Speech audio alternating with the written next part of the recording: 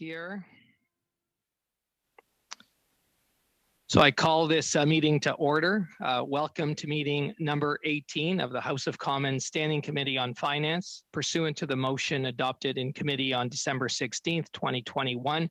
The committee is meeting to study the pre-budget, to do our pre-budget consultations in advance of the 2022 budget. Today's meeting is taking place in a hybrid format, pursuant to the House Order of November 25th, 2021.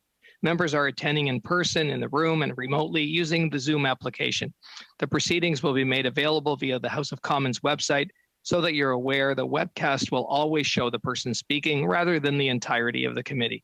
Today's meeting is also taking place in the webinar format. Webinars are for public committee meetings and are available only to members, their staff, and witnesses. Members enter immediately as active participants. All functionalities for active participants remain the same. Staff will be non-active participants and can therefore only view the meeting in gallery view. I'd like to take this opportunity to remind all participants that screenshots or taking photos of your screen is not permitted. Given the ongoing pandemic situation, in light of the recommendations from the health authorities, as well as the directive of the Board of Internal Economy on October 19, 2021, to remain healthy and safe, all those attending the meeting in person are to maintain a 2-meter physical distancing, must wear a non-medical mask when circulating in the room, and it is highly recommended that the mask be worn at all times, including when seated. Must maintain proper hand hygiene by using the provided hand sanitizer at the room entrance. As the chair, I will be enforcing these measures for the duration of the meeting, and I thank members in advance for their cooperation. To ensure an orderly meeting, I'd like to outline a few rules to follow.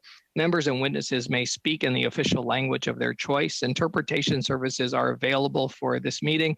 You have the choice at the bottom of your screen of either floor, English, or French. If interpretation is lost, please inform me immediately, and we will ensure interpretation is properly restored before resuming the proceedings. The raise hand feature at the bottom of the screen can be used at any time if you wish to speak or alert the chair. For members participating in person, proceed as you usually would when the whole committee is meeting in person in a committee room. Keep in mind the Board of Internal Economy's guidelines for mask use and health protocols. Before speaking, please wait until I recognize you by name. If you're on the video conference, please click on the microphone icon to unmute yourself. Those in the room, your microphone will be controlled as normal by the proceedings and verification officer. When speaking, please speak slowly and clearly. When you're not speaking, your mic should be on mute. A reminder that all comments by members and witnesses should be addressed through the chair. With regard to a speaking list, the committee clerk and I will do the best that we can to maintain a consolidated order of speaking for all members, whether they are participating virtually or in person. The committee agreed that during these hearings, the chair enforced the rule that the response by a witness to a question take no longer than the time taken to ask the question. That being said, I request that members and witnesses mutually treat each other with respect and decorum. If you think that the witness has gone beyond the time, it is the member's prerogative to interrupt or ask the next question, and to be mindful of other members' time allocation during the meeting. I also request that members not go much over their allotted question time. Though we will not interrupt during a member's allotted time, I'd like to keep you informed that our clerk has 2 clocks to time our members and witnesses. Members, we all just voted on legislation that will now come before our committee. And out of respect for the witnesses here today, I'll take 10 minutes at the end of our meeting to discuss. I would like now to welcome our witnesses. Canadians for Tax Fairness, we have D.T. Cochran, policy researcher. From the Electric Mobility Canada, we have Daniel Breton, President and Chief Executive Officer. From First Nations Tax Commission, we have Clarence T. Jules, Chief Commissioner. From the Great Lakes Fishery Commission, we have Robert Lambe, Executive Secretary, and Gregory McClinchy, Legislative Liaison.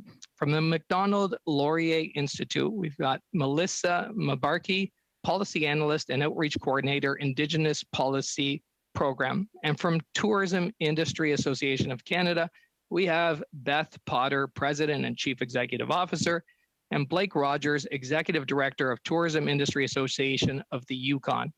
We're now going to hear opening statements from our witnesses. Each of the witnesses, 1 per group, will have up to 5 minutes to make their opening remarks before we move to members' questions. And we will start from the top with the Canadians for Tax Fairness and D.T. Cochrane, Policy Chair, for up to 5 minutes. Thank you very much. It's a pleasure to speak with you today. As Canadians for Tax Fairness, we are concerned about two long-term trends in our tax system that stymie our ability to achieve a sustainable, equitable, and prosperous future. First, 4 decades of changes to our tax laws have drastically reduced public revenues. Second, most of that lost revenue is due to tax breaks that largely benefit the wealthiest individuals and corporations. A recent review out of the London School of Economics showed that such tax changes had little economic benefit while exacerbating wealth and income inequality. During the 2021 election, every party made promises to ensure the wealthiest pay their fair share.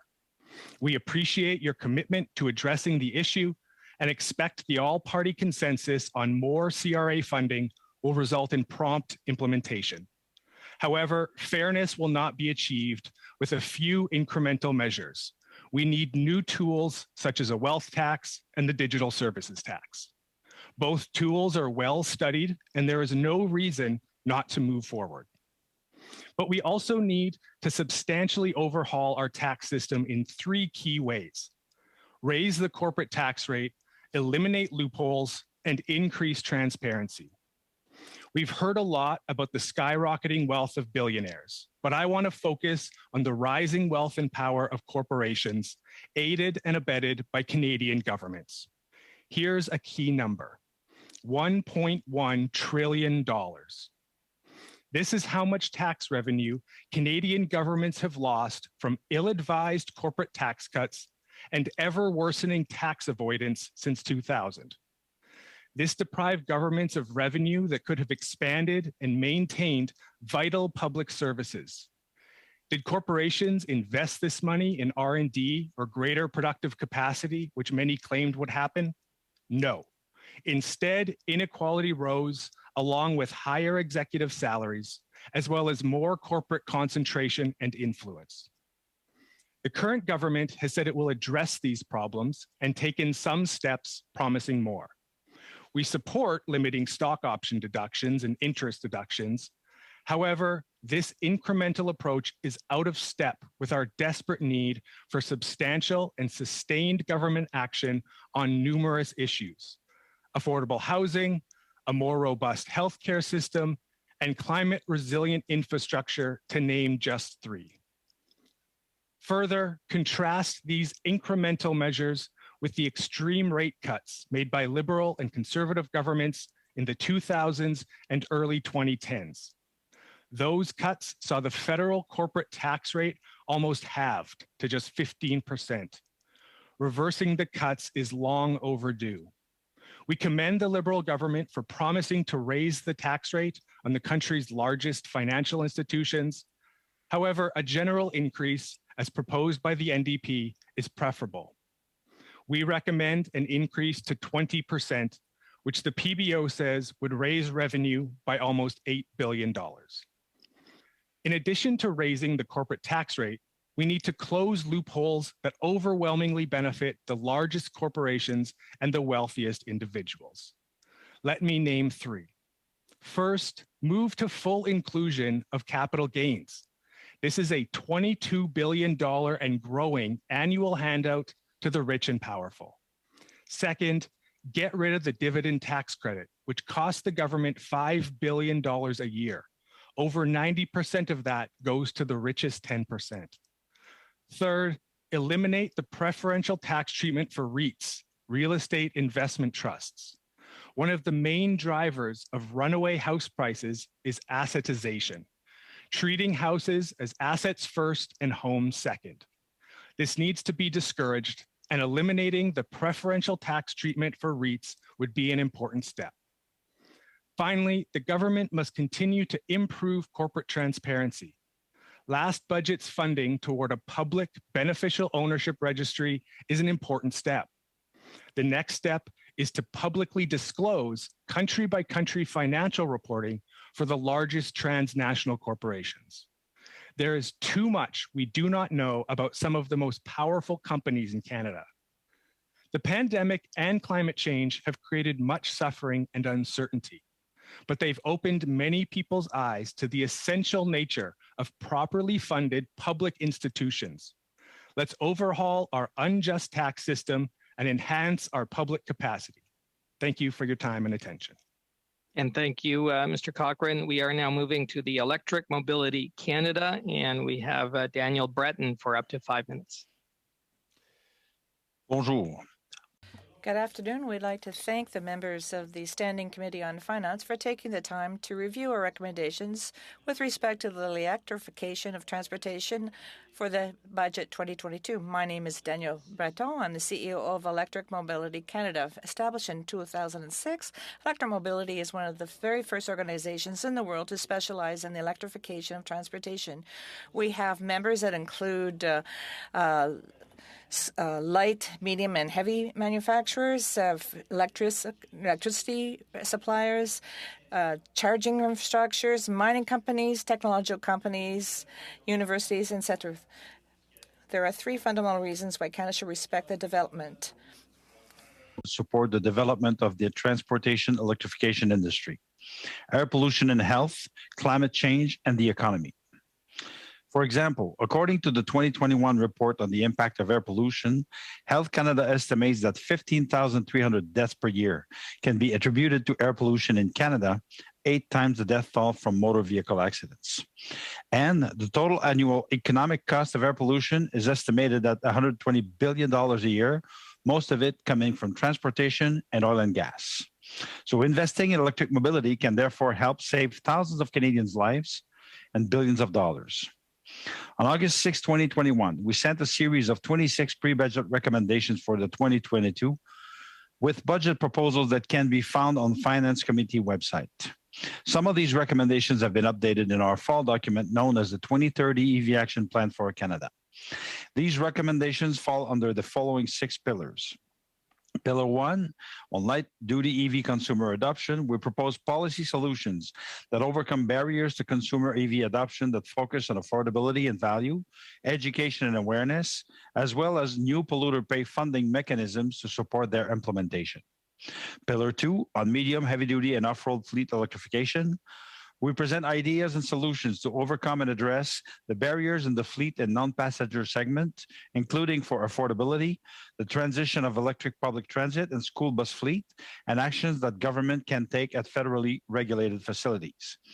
Medium, heavy-duty, and off-road companies such as Novabus, New Flyer, Lion Electric, Girardin, Taiga, Dana, and BYD are now making electric buses, school buses, trucks, or snowmobiles in Canada, and there is great potential for job creation. Pillar 3, National EV Infrastructure Deployment Plan. Transitioning to electric mobility requires a new way of thinking about the fueling infrastructure of the future. We propose solutions to overcome the challenges of charging in multi-unit buildings, remote areas, highway side, and on public land. Pillar 4, Electric vehicle strategy and EV regulation. Achieving results will require coordination and strategy, including a focus on overcoming challenges on vehicle availability and supply. We also need to ensure no Canadians are left behind, whether they live in rural or indigenous communities. Pilier 5, emploi et capacité de fabrication. Pillar 5, jobs and capacity to manufacture EVs in Canada. Canadian Economic Development Canadian, one that attracts investment in EVs, targeted efforts in R&D and measures designed to protect the industry and Canadian workers against foreign rules will contribute to a prosperous transition towards an economy and electric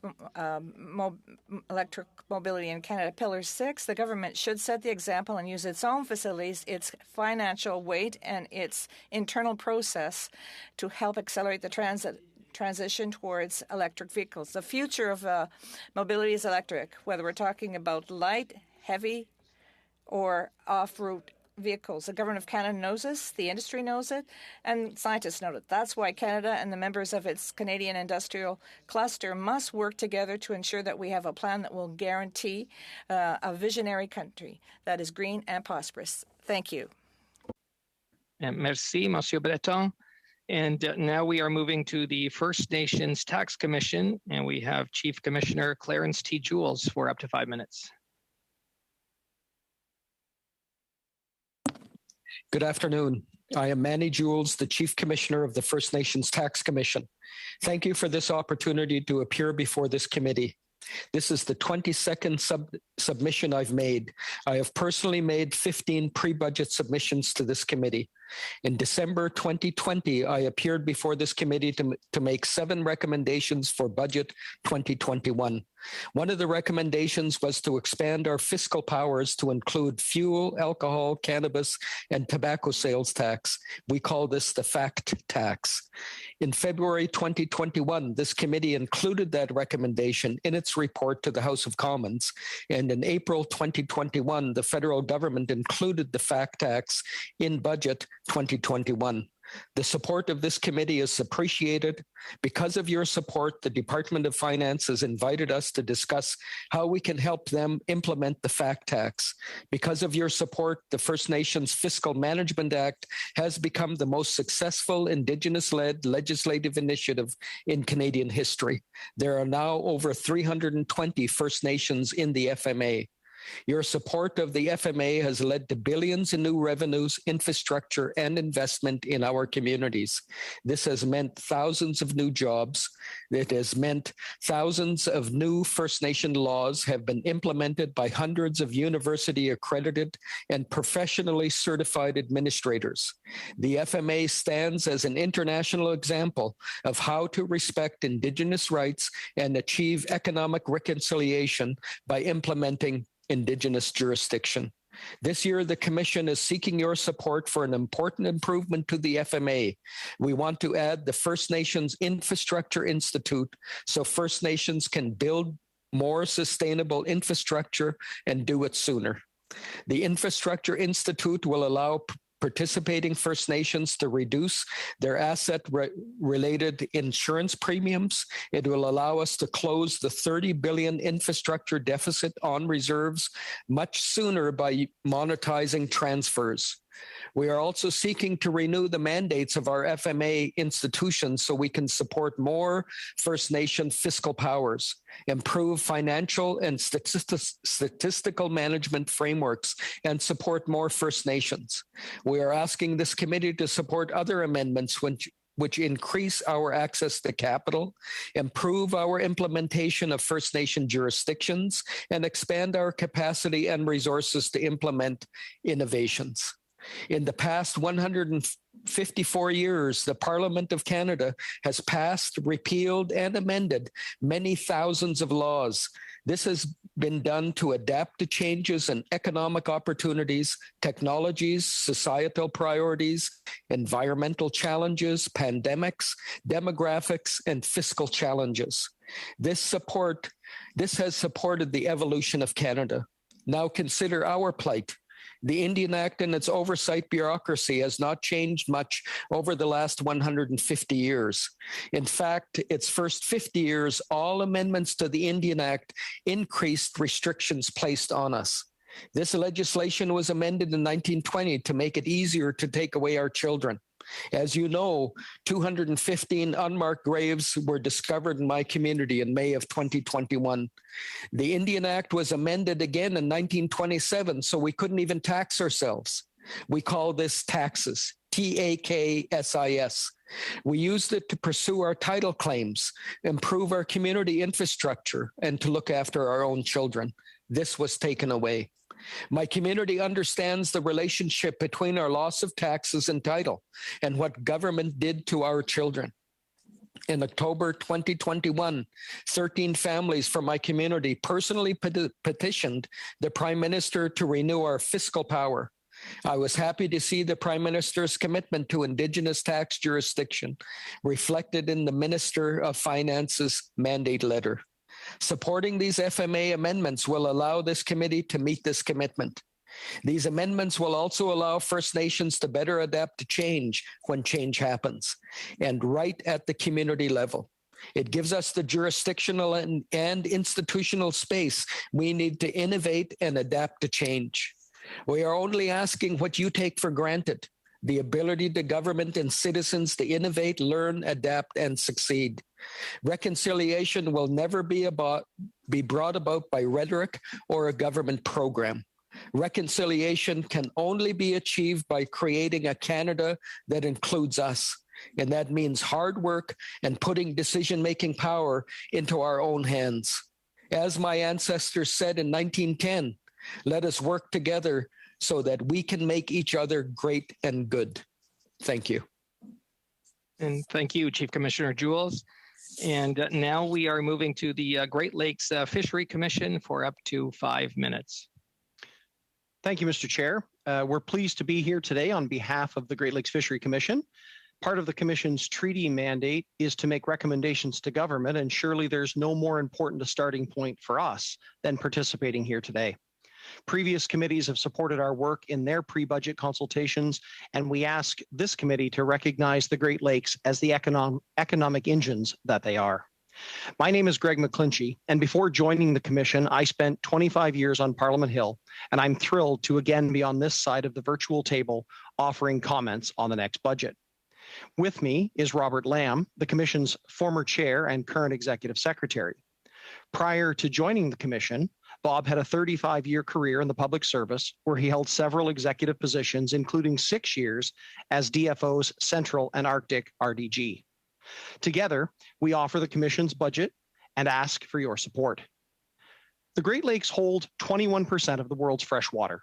The basin supports 3,500 species of plants and animals and more than 40 million people. The Great Lakes move $19.8 billion in goods each year, support 238,000 jobs, and $45 billion in economic activity. Put another way, as we consider a post-COVID economic recovery plan, the Great Lakes seem a good place to start. Despite this, Canada and the US have a spotty history of cross-border cooperation, and unfortunately, Canada has not always been the leader we could be. Historically, several treaties collapsed as Canada and the US disagreed on Great Lakes policy. Despite this, in 1954, the Great Lakes were in real crisis, and desperate governments ratified the Convention on Great Lakes Fisheries. This created the Commission and assigned us 3 main duties: to help governments work together, as fractured regulations had caused a race to the bottom with respect to fish quotas; to formulate and drive a science program upon which to base fishery management decisions; and to formulate and deliver a control program for sea lamprey, a destructive and non-native predator. The Great Lakes of the early 1900s were unlike what we see today. Jurisdictional conflicts, overfishing, and sea lamprey incursions had rendered cottages unusable as beaches were littered with rotting fish carcasses. The freshwater fleets faced empty nets, and the local economies in places like Midland and Port Credit wobbled. The Commission built scientific understanding, new partnerships, and reduced sea lamprey populations by 90%, allowing the $8 billion fishery to rebound. Yet, this would have been impossible without binational cooperation. You see, fish don't carry passports, and lamprey thrive in jurisdictional squabbles. Partnership is why our treaty has succeeded, and it is why there is an agreed upon funding formula whereby for sea lamprey control, the US should pay 69% and Canada 31%. For sea lamprey and cross-border coordination, the split is 50-50. The US has respected this, while Canada has not. Canada contributes $10.6 million annually, which falls $8.84 million short of the required $19.44 million. This means that Canada is not contributing to the Commission's science and cross-border mandates, and Canada is underfunding sea lamprey control at home. While this imperils our work, the greatest damage comes as a credibility gap that can only be fixed if Canada fulfills its promise. In the next budget, we ask Canada to contribute $19.44 million to the Commission. This would fulfill a binational promise and help improve the fishery. As indicated in our brief, an annual Canadian allocation of $19.44 million would mean $14.71 million for sea lamprey control, $3.57 million for science and research, and $1.16 million for fishery management and coordination. This would allow the Commission to resolve a long-standing Canadian government interface issue and allow the US to stop paying Canada's bill. Members of Congress would welcome this as they've been lobbying successive Canadian governments to resolve the matter. The U.S. would again see Canada as a Great Lakes partner, and the Commission could return its focus to its treaty mandate of keeping the Great Lakes healthy. Mr. Chair, let me conclude by saying that the Great Lakes are well worth this investment. Our two nations have a proven and long-standing mechanism in place to manage this $8 billion binational resource. We ask for the committee's support of the Commission's recommendation, and we thank all members for your time. And thank you, Mr. McClinchy. And now we're moving to the Macdonald Laurier Institute, and we have Ms. Mibarki. Yes. Well, thank you for inviting me to this committee today to speak on behalf of not only Indigenous prosperity, but also to speak on behalf of Indigenous rights. I'm here today, to let this committee know that Indigenous voices have been excluded in really important discussions on climate change, as well as the natural resource sector.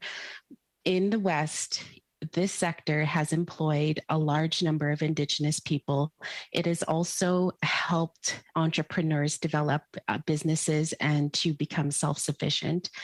With the regulations, bills, and acts that have been implemented to hinder or even stop resource development has negatively impacted Indigenous communities. This industry has taken me out of poverty, and it has allowed me to have a career, since the age of 20. And this industry is also in remote communities and rural communities, and it's brought jobs, skills, and training to people who wouldn't have access to this otherwise. I think that we need to be included in climate initiatives, not trying to hinder resource development, but actually coming up with solutions to the resource development. We've been involved in conversations like carbon capture, which would benefit large-scale operations like the oil sands. It would also work in other industries like agriculture.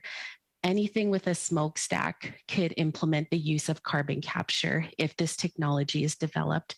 We're also looking at liquefied natural gas. This would reduce coal usage. If we're going to go to net zero, we have to start working with industry to get to net zero. There isn't one answer that's going to solve this. And I think Indigenous people bringing in their traditional knowledge as well as industry knowledge can get Canada to net zero, but voices like mine aren't heard, and they're often shut out because we are pro-development. I think this idea needs to change. I think we have to bring more experts into these discussions, whether on the policy end, operations end, or even on the financial end of things, because this would not only benefit our communities, but it would benefit Canada as a whole. Another issue that I wanted to bring up in Indigenous communities is poverty. Poverty is the number one issue of our social issues. My community has a poverty rate of 80%, and this is something that's not going to be easily solved with skills, jobs, training. We have to figure out how this money is being used. We have to figure out where it's going, if it's going to Indigenous people, and we have to look at the outcome. How many jobs did this bring communities? We have to look at what the result is. And this is absolutely not happening in communities. I left my community 20 years ago, and when I go back home to visit, it's exactly the same. The people that have had jobs at the gas station still have jobs at the gas station. It's not. We need to invest in these communities with how they see fit. Some communities are close to urban areas, so it's a lot easier for them to have economic development. But communities such as mine that's rural and we really don't have a lot, we have to come up with solutions. And this is where Indigenous engagement is important.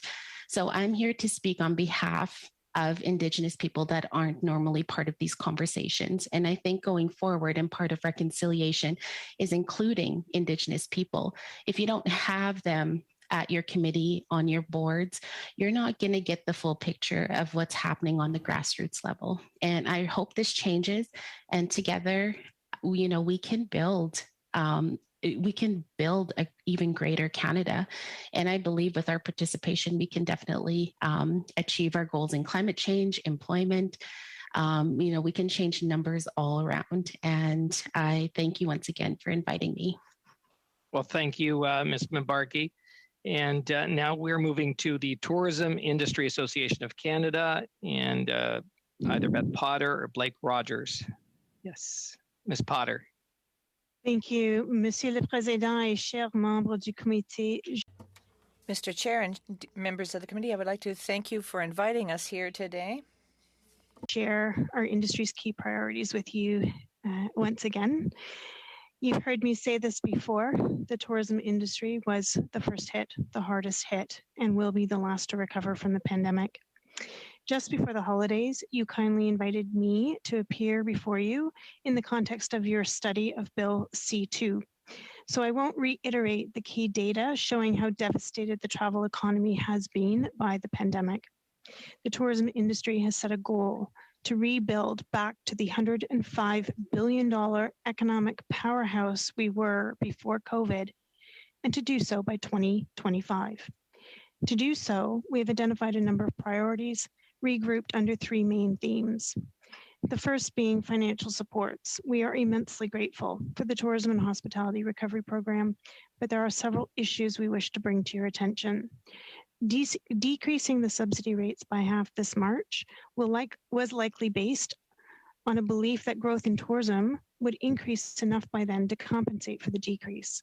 However, the emergence of Omicron and attempts to curtail its spread has resulted in the recovery of tourism now being delayed by at least 3 months. Failing to account for this, it is very likely that the loss of employment, business closures, and additional contraction of the industry will ensue. As a result, we are asking the government to maintain the program's rates at their current levels and extend the program until September of 2022. The 40% current month revenue loss requirements to access the THRP is also an issue for many tourism operators who are still struggling to meet payroll and pay fixed operating costs. To help ensure these companies can survive to when hopefully tourism levels begin to increase again in the spring, we ask that the government decrease the THRP's current month revenue loss requirements from 40% to 25%. We also highlight that because of its design, many seasonal businesses are excluded from this program, and thus the program needs to be modified to allow access for these businesses. The Tourism Relief Fund, the Canada Emergency Business Account, the Regional Recovery and Relief Fund, and the Highly Affected Sectors Credit Availability Program were all put in place as temporary programs to help support businesses who are facing critical financial challenges. There are many modifications we would propose, including debt relief, and I am happy to share those during questions. The labor shortage has long been identified as a substantial barrier to tourism industry growth. The relationship between our recovery and the availability of workers is symbiotic. Our recovery very largely hinges on our ability to attract and maintain an adequate supply of workers across the skills spectrum. Industry leaders have begun laying the groundwork for developing a comprehensive tourism labor strategy, and we have already begun exploring immigration-related issues as a starting point. Given the priority the tourism industry ascribes to this issue and its critical importance to helping rebuild the travel economy, we ask that the federal budget allocate financial resources to help the industry carry out its tourism labor strategy. Recovery of the travel economy also rests on addressing a number of issues impacting travelers' perception. These include updating the current narrative used by government around travel, eliminating barriers to travel, and correcting the current perception consumers now have about traveling to and from Canada. We ask for a clear timeline for removing travel restrictions, including removing all testing and isolation requirements and blanket travel advisories. Specifically in the Yukon, it is critical to ensure the CBSA has enough resources to effectively accommodate the COVID requirements of travelers crossing the Alaska-Yukon border. We also need to make sure travelers have access to the internet in remote locations so that the required ArriveCAN app can be accessed. The Skagway-Fraser border is a especially important example in this regard. It's a significant portion of tourism revenue for the Yukon is derived from Skagway cruise ship passengers that travel to the Yukon on land tours. To rebuild consumer confidence and brand Canada as a premier travel destination, we are asking the government to ramp up our efforts to market and promote Canada's exceptional offerings for both business and leisure.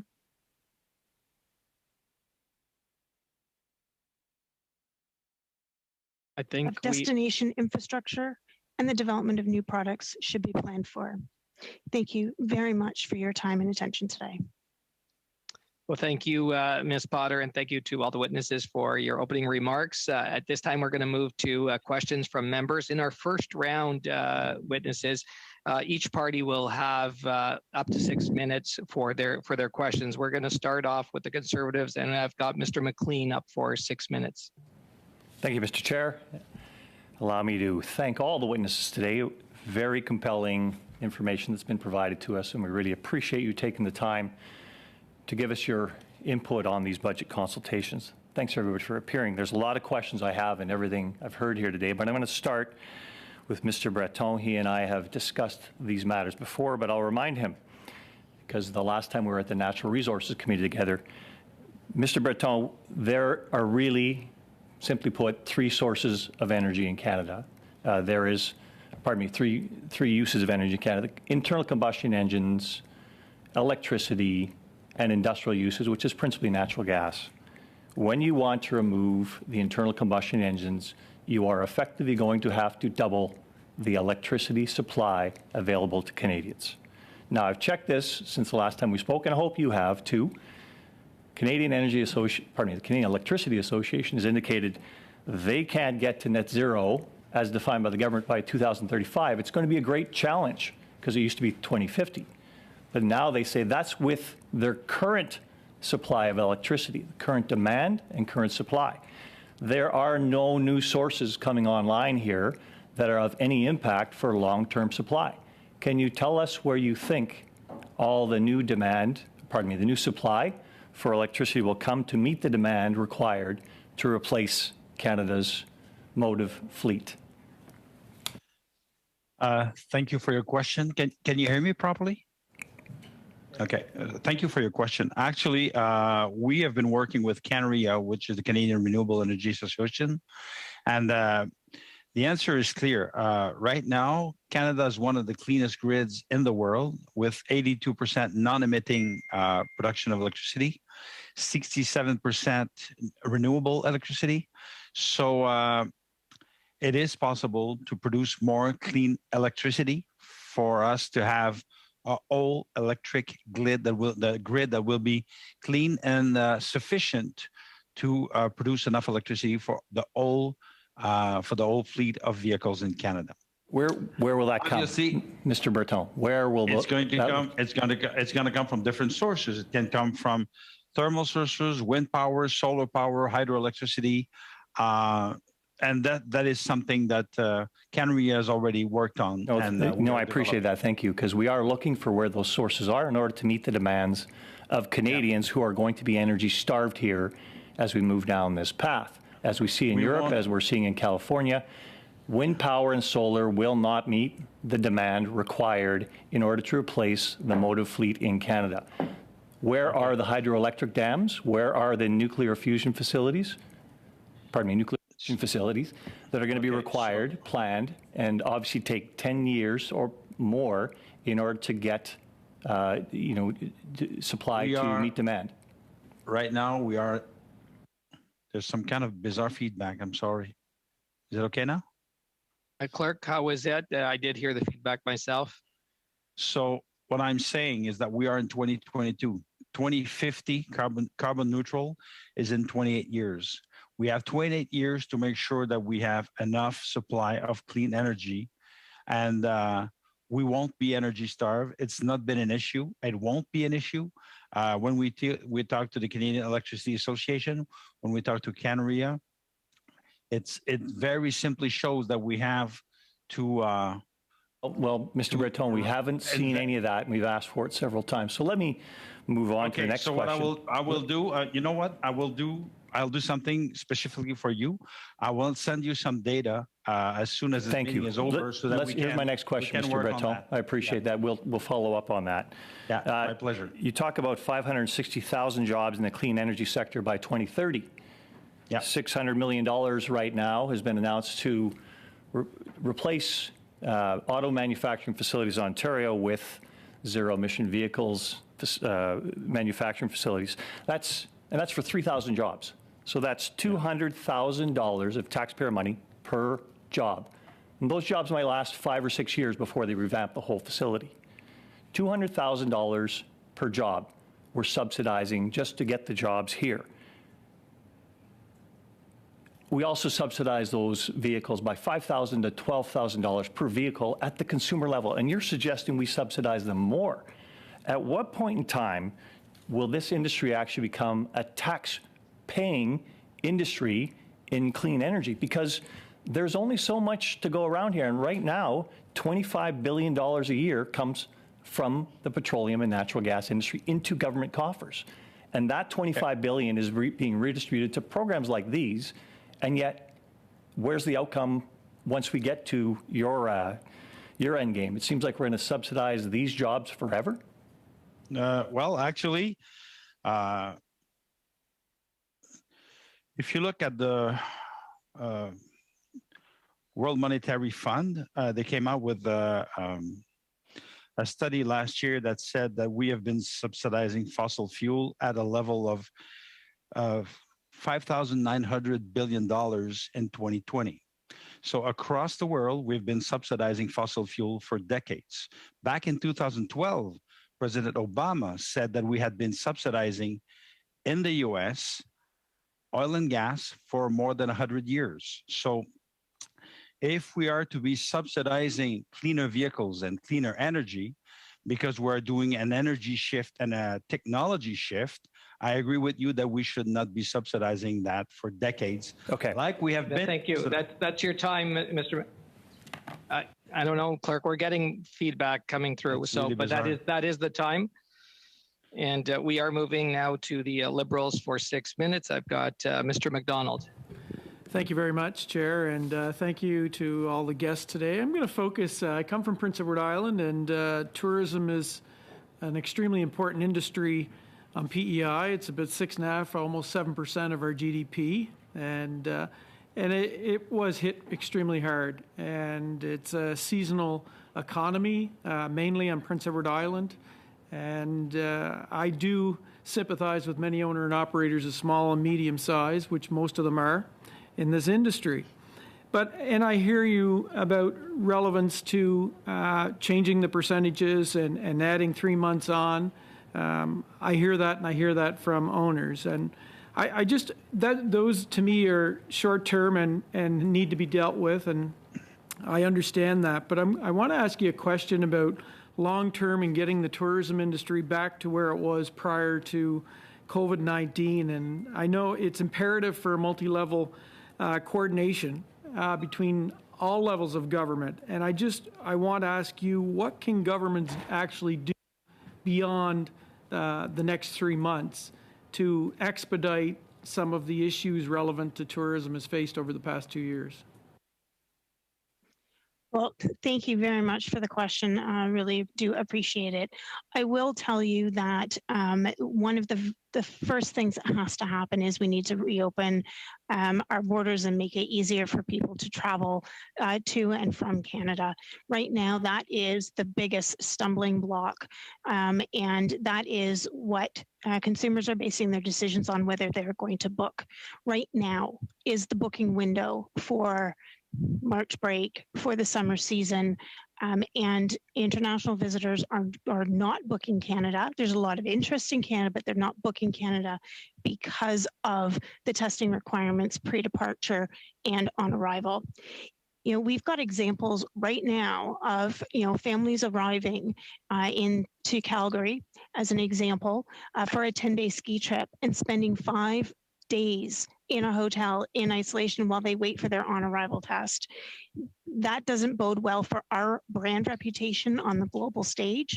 So that is something that governments can do right now, is get together and get the testing issues resolved. We're seeing it in other jurisdictions around the world, and we are the only G7 country left that Ms. requires Potter, this testing. if you could just move your boom up on your mic, because we're getting a bit of a popping sound. Yeah, maybe that would. Can you speak a little bit just to see if that's okay?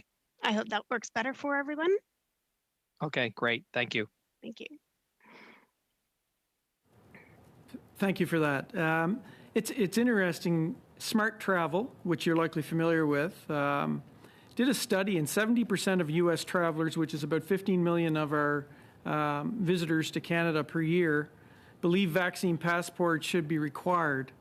So I'm assuming that that's starting to change. But so I'll move on to another question. I hear this an awful lot. You know, a lot of workers in the tourism industry over the past 2 years, you know, have left and gone on to other jobs, and we always hear that folks who leave the tourism sector cite lack of job security, low wages, lack of benefits, etc.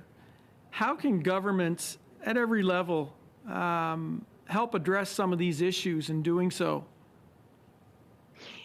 So that's a great question. We are, you know, as an industry working right now as an example with the Ontario government on their mobile benefit program. It's a pilot program, and it looks like it could be a really good way for maintaining and keeping staff.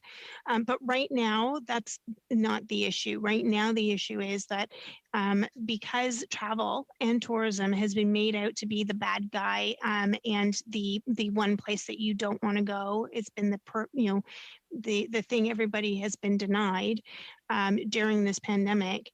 So many people have been laid off that they have picked up their skills and taken them off to other industries. And now we're actually in a deficit position.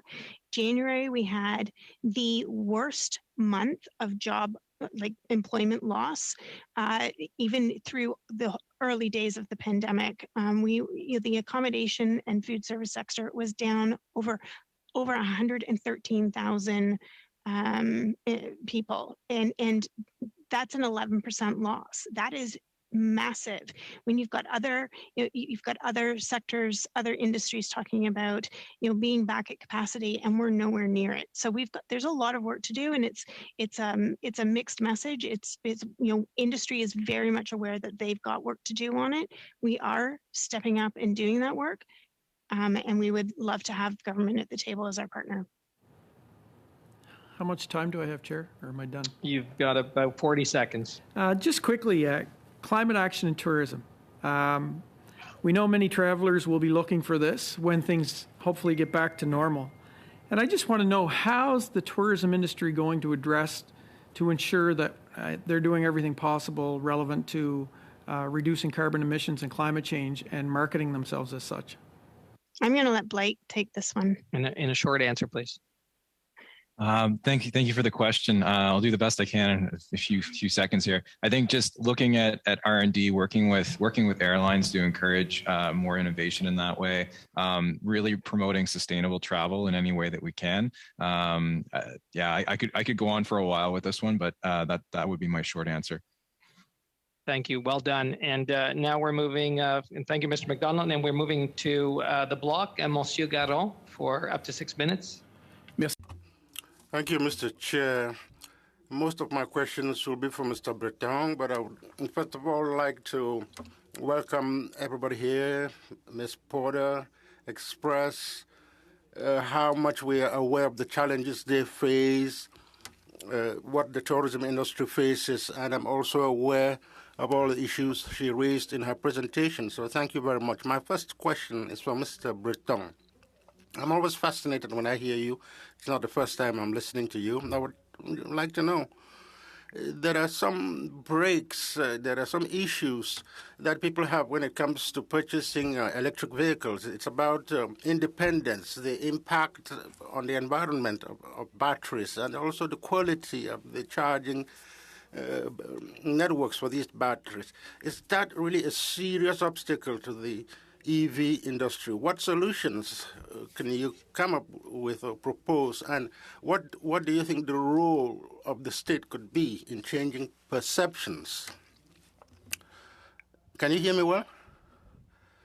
Great. Well, the role of the state is very significant. This is a significant technological change that will bring about economic problems. So the Conservative MP was asking me about the interest of subsidizing the purchases of these electric vehicles. Obviously, if the Canadian government doesn't support this transition towards electric vehicles for cars, trucks, buses, that industry could simply disappear in Canada, and these jobs would simply be moved overseas. We might be forced to buy vehicles from overseas. So obviously, the Canadian government has a role to play. There is a significant technological transition that is taking place very quickly. So China, the United States, they're overhauling everything in terms of the environmental changes and atmospheric pressure. So in terms of these obstacles, these breaks, first of all, it's education. A lot of people think that an electric vehicle, I can't really drive around with that. Last week, I had a meeting in Toronto, and I live in the rural areas in Quebec. I had to drive 650 kilometers to get to Toronto. No problem. It was minus 20 when we left in the morning. Adults, children, our dogs, our luggage. So there is a means to move about in electric vehicles in Quebec, in Canada, even if it's cold. And the mecca for electric transport is Norway, and they are very cold. So I must stress that the role of the state is very important to facilitate that transition. Well, maybe I'm wrong, but there is an issue of leadership in the industry that Canada could play. There are jobs involved, development. There is an extraordinary company, Lion Electric, that we have in the Lower St. Lawrence. Isn't Canada somewhat lagging behind? What's our posture in terms of our competitors? What can we do to develop these technologies here at home, develop the research capabilities, and even exporting patents and the knowledge that could be gathered throughout that process? Well, quite frankly, Canada is behind. But if we look at the battery production, 2021, 85% of batteries were from China, South Korea, and Japan. So European countries have this lag. They noticed that in 2017, they came up with an organization to promote batteries for electric vehicles. Last year, in Electricity Canada, we created an alliance to have a Canadian supply chain in transport electrification, mines, and batteries for heavy duties. So we are behind, but we're not the only ones. Suddenly, Americans are also waking up. We have to catch up, but it's not too late. This field is developing very, very fast, but this is the time to hop on board. Some time ago, there was a financial crisis. President Obama came up with a plan to accelerate research in electrification of transportation. So the United States went a little bit ahead of us, and now the United States has a second opportunity. I think it's their last chance. Everybody's waking up. So you're saying basically that resisting this industry is kind of living in the past.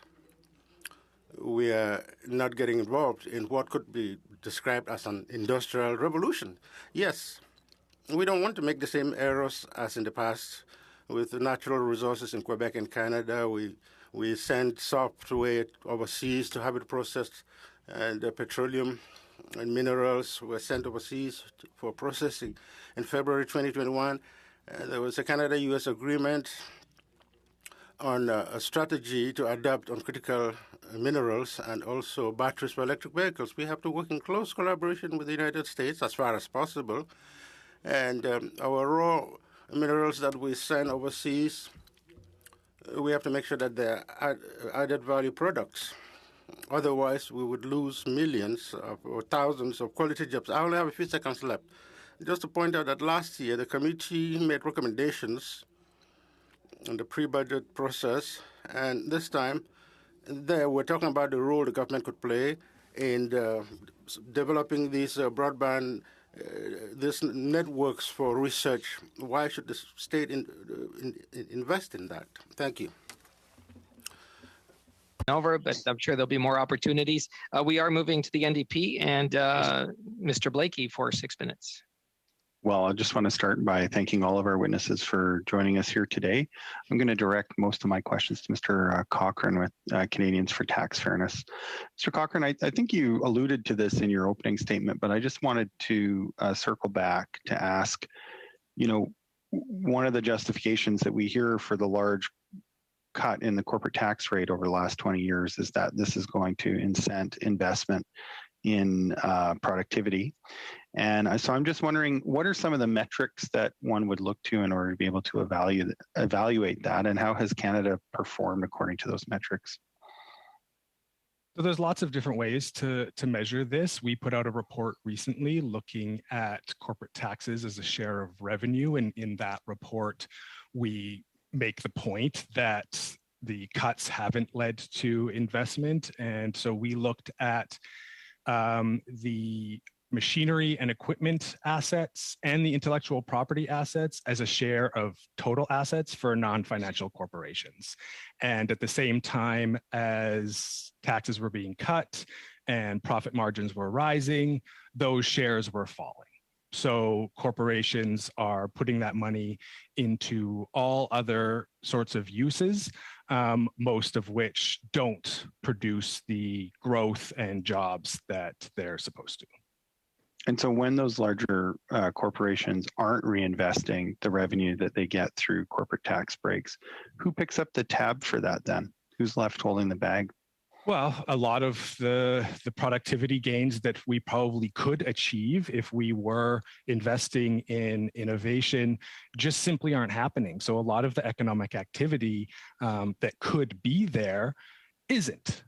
So we could have government actually funding the types of jobs we actually want. We've been told for so long that we need to just leave this to the market, leave it to the private sector, and that's gotten us where we currently are. We know massive changes need to happen, but we aren't taking the steps needed to do that, which is proper public investment in the type of economy we actually want. You had talked also about, and I mean, the housing market is a preoccupation of the committee right now, and rightly so. You had talked about special tax treatment for REITs, and you talked about the low inclusion rate for the capital gains tax. I'm just wondering if you could speak a little bit to how that's contributed to the financialization in the housing market, and why Canadians should be concerned about that effect.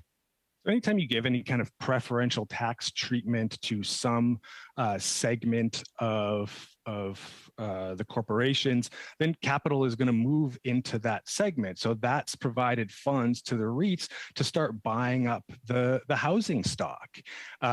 With ultra low interest rates, the total cost of purchasing a home hasn't gone up that much. What has become the huge barrier is the massive down payment that a lot of people just can't afford. But for these corporations, getting over that hurdle is really no problem. And so they have just a much easier time gobbling up and privatizing our housing stock and a lot of our other forms of real estate that they can then use to further leverage, to get more loans, to further expand the assets. They think of these houses as assets, when what we want them to be is homes. And how long have these special tax measures been in place for real estate investment trusts? Oh, I don't know the beginning date. My knowledge is mostly that at a time when the entire government recognized, oh, this special trust treatment is a huge problem. We need to eliminate it. It was eliminated everywhere except for real estate for some unknown reason. And there's not enough talked about how failure to eliminate that special treatment has affected our housing market, even though everyone is concerned with our housing market. Not that long ago, the Parliamentary Budget Officer released a report indicating that Canada is now in a position where 1% of the population owns and controls 25% of the entire wealth created in Canada. That's it's been a long time since we've been in that position where so few people have have owned so much of the wealth. And I believe you mentioned a wealth tax in your opening statements. Of course, the NEP has proposed such a tax. There are other jurisdictions that are seriously looking at implementing a wealth tax and have advocates in those jurisdictions. Just wonder if you could speak a little bit to what a wealth tax is and why it's important to tax wealth as opposed to income when we talk about Canada's wealthiest people. So an income tax is a tax on a flow. That's the money that's moving into people's accounts. A wealth tax is a tax on a stock. The wealth tax that have been proposed would really affect the 1% of the 1%, but generate tens of billions of dollars in revenue. That in and of itself wouldn't reduce inequality that much, but where you can start reducing inequality with those funds are by providing greater supports at the bottom of the hierarchy. So a wealth tax is a way to get wealth that has become locked into the accounts of the ultra wealthy moving through the economy again. Our financial assets are supposed to do good for us by moving through the economy. Instead, they get stuck, and that contributes to the excessive power of the ultra wealthy. Thank you. Thank you, Mr. Blakey. That is the time. We are moving into our second round, members, and we are starting with the Conservatives. We've got Mr. Stewart up for 5 minutes. Thank you, Mr. Chair. My questions are for Manny Jules and the First Nations Tax Commission. Manny, it's you always gave me solid advice when I was Minister of Aboriginal Affairs in New Brunswick, and I always looked forward to our conversations. So today I've got a few questions for you. I'm very happy to hear how successful the First Nations Fiscal Management Act has been for the many First Nations across Canada that are scheduled in that act. I know that my party has been a strong supporter of the FMA and the work of the FMA institutions from day one. With specific recommendations, what specific recommendations does the First Nations Tax Commission have for this committee to make in its report?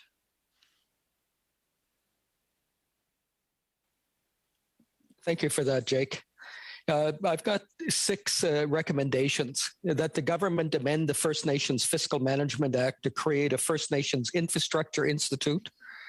Recommendation 2, that the government amend the First Nations Fiscal Management Act to enhance the mandates of the FMA institutions created by that act, support the publication of more FMA statistical information, and provide statutory funding for these institutions. 3, that the government support the inclusion of the sales tax on fuel, alcohol, cannabis, and tobacco, a fact tax, announced in the budget as a new fiscal power under the FMA. And 4, that the government utilize and enhance the FMA framework with the inclusion of the First Nations Infrastructure Institute to support the monetization of major capital transfers and improved risk management framework to lower insurance premiums for interested Indigenous nations. And 5, that the government continue to support the evolution of revenue-based federal-provincial fiscal relationship by expanding the First Nations fiscal powers within the FMA for First Nations goods and services sales tax, other cannabis, tobacco, fuel, and alcohol taxes. And as the young lady mentioned, I think we need a First Nations resource charge to help further develop this country. And finally, that the government support the development of an Indigenous land title and registry system framework for additions to reserve as advanced by the First Nations Lands Management Board. Thank you, Manny.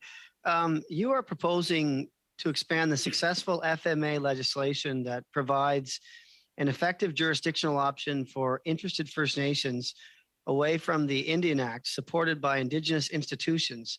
This framework has generated more economic growth, more First Nation public revenues, passed more First Nations laws, certified more First Nations financial frameworks, and it has also generated more access to capital than any other First Nation legislation in the history of this country.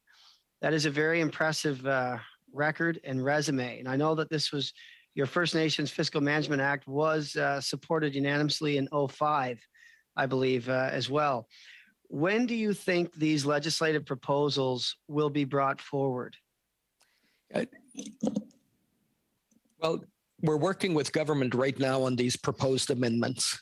I urge this committee to include my recommendations to support these amendments in your report this year. And perhaps we could get it into the Budget Implementation Act. We need to implement these changes now. As you see how impatient Canadians are after 2 years of restrictions, COVID restrictions, we've had 150 years of this. So please don't delay on our options. You're in a position to help First Nations right across this country. Thank you, Manny. One final question. I appreciate your answers as always. You spoke of the large and growing infrastructure gap in your presentation. You touched on it briefly. How will the proposed First Nation Infrastructure Institute help close this gap, and how can government or the committee help? Well, there's at least 30 billion in an infrastructure gap. This won't be closed with a program. It must be closed with sufficient fiscal powers to maintain the infrastructure. It must be closed by providing the necessary capacity support to raise infrastructure standards. It must be closed by better financing, construction, operational, and maintenance. And to close these gaps, we propose amendments, especially by setting up the First Nations Infrastructure Institute, and with better access to capital and lower insurance premiums for interested First Nations. Thank you. And thank you, Mr. Stewart. That's the time. We are moving to the Liberals and Ms. Zarowitz for 5 minutes. Thanks so much, Mr. Chair. And I want to thank all the witnesses for their excellent presentations today. Know that if we don't get around to asking some of you or one of you questions, know that your presentations and your recommendations have been recorded. My first couple of questions are going to go to Great Lakes Fishery Commission. Sometimes we forget just how important Great Lakes are, so it's really great that you were here today. 20% of the world's fresh water, the importance of the aquatic ecosystem and wildlife, jobs, industry, tourism, an exceptionally important sort of body of water for us to be very concerned about. So can you just be very clear with this committee? What is your ask of Budget 2022? Thank you for your question. I'll take that the question. So our ask is actually for 19.44 million, and that would then close the gap between what we need to deliver the suite of programs which have been designed to fulfill the mandate as outlined within the convention or the treaty under which we were formed. So the 19.44 would close the gap of 8.84 that currently exists. So that's the ask. I should point out that these programs are actually developed from the ground up. So we develop the programs with the mandate in mind, and we cost the programs, and then the programs are actually apportioned to each country in concert with the treaty agreement as to how each country would contribute. And so the U.S. has met its obligation in fulfilling those programs as they have been costed. But there is a gap in Canada, and the U.S. for quite some time now has been subsidizing that gap.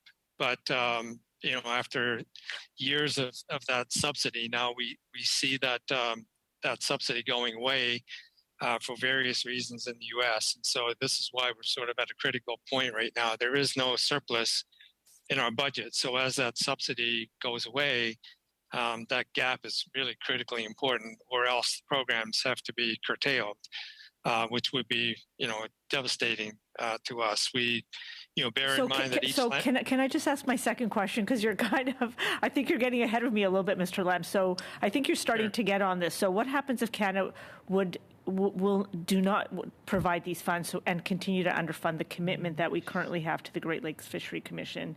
And what would be the impact on Great Lakes? Yeah, so the impact is that the programs would have to be curtailed. So, a couple of examples of the devastation that would create would be we would have to really cut back on the delivery of sea lamprey control in Canada. And the other biggest impact is that the research that really drives fishery management decision making would have to be significantly curtailed as well, simply because we wouldn't have funding for that anymore. So what we're looking for with this gap being addressed is to be able to, for the most part, continue the programming that we have right now, to be able to deliver the objectives and the results that are required, based on the mandate. And, the point I was going to make about lamprey is that, they rebound very quickly. They're like a coiled spring. You take your hand off the spring and they recoil, they rebound very quickly, as we've seen twice during the last 30 years or so. So if we were to curtail the programs, then we would see a quick rebounding of the lamprey population. And each lamprey kills 18 kilograms of fish during its 18-month to 2-year cycle in its parasitic phase. And Thank you, Mr. Lamb. I'm sorry, I do have to go on to one more question and one more questioner, okay. But I really appreciate your important contribution today and your recommendations, and they will be taken seriously. My last question is to Ms. Potter of the Tourism Industry Association. You had talked about the need for immigration changes to fulfill labor shortages within the tourism industry, and can you elaborate on that for 30 seconds, please? We've been looking at lots of the programs that already exist within immigration and looking at how our industry is able to access those programs. And what we've come to the conclusion is that we're looking for a stream that is specific to the industry. It is one of those things that we know that our population is shrinking. We are a great opportunity for new Canadians, and so we see immigration as a way for us to gain the skills, the knowledge, and the expertise that we are missing right now within our sector. Thank you so much. Thank you, and thank you, Ms. Derowitz. We are moving to the block, and Monsieur Garon for 2.5 minutes, please. Oui, merci, Monsieur. Mr. Breton. What are the consequences of climate change and atmospheric pollution, giving factors such as carbon capture? What's the role of the electric vehicle to deal with this effect? And thank you for your question. Sometimes people think of climate change and the role that the electrification of transportation can play as a solution to reduce greenhouse gases. But as I said in my introduction, there's, according to Health Canada, pollution costs $120 million a year. And this is related to oil and car pollution. If you look at it in total figures, if you go to the Environmental Canada site, you can see that 25% of these costs come from 25% of emissions come from the transportation sector. The other 25% comes from refining of oil to produce oil. So if we look at carbon capture, well, that will decrease some areas of this, but not necessarily have an impact on other types of emissions. So we need to, electrification will lead to a much quicker decrease. You talked about damages of $125 billion. What does electrification represent to you? We're talking about hundreds of millions of dollars. To date, the government has given about $2 billion, which is less than what was given to the gas and oil sector. I think we're going to have to make a transition towards sustainable energy, such as wind power. People say that investing in public transportation, that's an expenditure. But when you look at health costs, I think that it's important that we take a clear look at what the actual costs are. Thank you very much. Thank you, Monsieur Garon. Thank you, Mr. Garrel. The NDP and Mr. Blakey for 2.5 minutes. Thank you very much. In your opening remarks, Mr. Cochrane, you talked about the importance of transparency. I'm just wondering if you could take a little time to expand on that and some of the recommendations that you have with respect to better transparency in the tax system.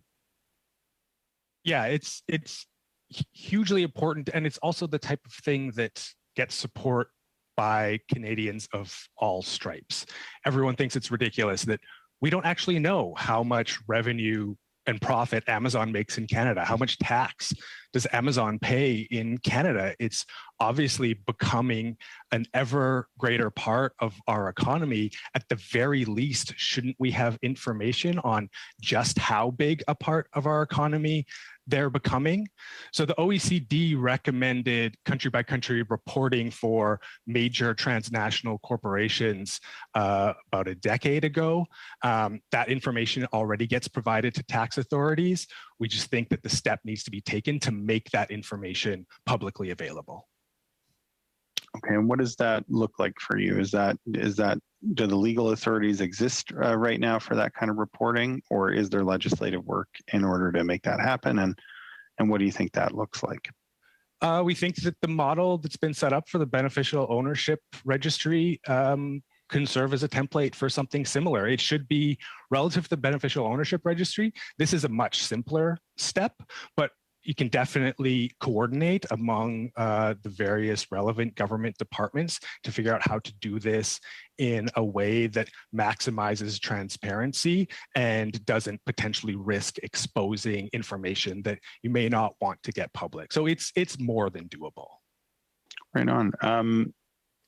One of the when we talk about people who hold massive amounts of wealth, one of the things that kind of compounds some of the iniquities is the difference between the statutory and the effective tax rate. And I just wonder if you could speak to some of the ways that the effective tax rate ends up getting driven down for people as they accumulate more wealth, and what are some practical steps that Canada could take in order to make sure that that folks are paying what they ought to be paying by law. So the short answer, please. Thank you. The wealthier you are, the more you can afford accountants and lawyers that can help you sidestep the taxes that you should be paying, often legally. So we want a comprehensive review of the entire tax system to identify the loopholes that are being exploited in this way. Thank you. Well, thank you. And we are moving now to the Conservatives. I've got Mr. Chambers up for 5 minutes. Thank you very much, Mr. Chair. Thank you to all of our witnesses for coming. Wonderful presentations. I'd like to pick off where my friend Ms. Zerwitz left off with the Great Lakes Fishery Commission. I am coming to you today from Midland, Ontario, just outside of Midland, which is on beautiful Georgian Bay. My riding actually covers a significant amount of waterways and lakes, including Georgian Bay, Lake Huron, Lake Simcoe, Couchiching, the Trans-Severn Waterway. So this is an incredibly important issue for us in our community and of course the surrounding communities that rely on the Great Lakes to survive. The question is about the sea lamprey and how do we know how often, say, the population would double, say, if it would be untreated? Yeah, we do know that they are very prolific. So if they're not treated, the population rebounds incredibly quickly. It takes about 4 or 5 years for a larvae to mature into the adult phase, where it goes out from the streams where they spawn out into the lakes, where they do their damage during the parasitic phase. They only live out in the lakes for about 2 years. But that's where they do all the damage. And, as I was saying before, each one kills about 18 kilograms of fish. So wow. We saw that in the 80s, during a period of austerity, we relaxed control. And we were proud at that point that we had held the population to about 90%, generally speaking, across the basin to what it was pre-control. And we started to fall back really quickly will be well below the 70% range in just like a couple of years. So they're incredibly prolific in terms of their repopulation. Thank you very much. I really appreciate that, and you'll have my full support to including all of your recommendations in the letter from this committee. Maybe changing witnesses. Ms. Marabke, thank you very much for being here. I have two large First Nations communities in my riding, Bosley First Nation and Chippewa-Rama First Nation, as well as one of the largest Métis populations in Ontario. Is there one, if you had a wish list, is there one thing that you think that government could do in this budget that would help with economic participation and growth with our Indigenous populations in this country? I think, government needs to include the leaders of these communities. I mean, that's the simple answer. Until you reach out to them and until you get their ideas on what they would need economically, we'll never know. So part of reconciliation is actually reaching out to your local Indigenous communities and seeing what they need, because each of us are different. Your communities in Ontario are going to be different from what I see in Saskatchewan and Alberta, and each has, differing responsibilities and needs. So I would say reach out to them, ask them what they need, and then go from there. Thank you very much. I certainly intend to do that and do speak with them on a regular basis. Wonderful advice. Thank you. Perhaps, Mr. Chair, I think I might have a minute or so left. About a minute and a half, yes. Thank you so much.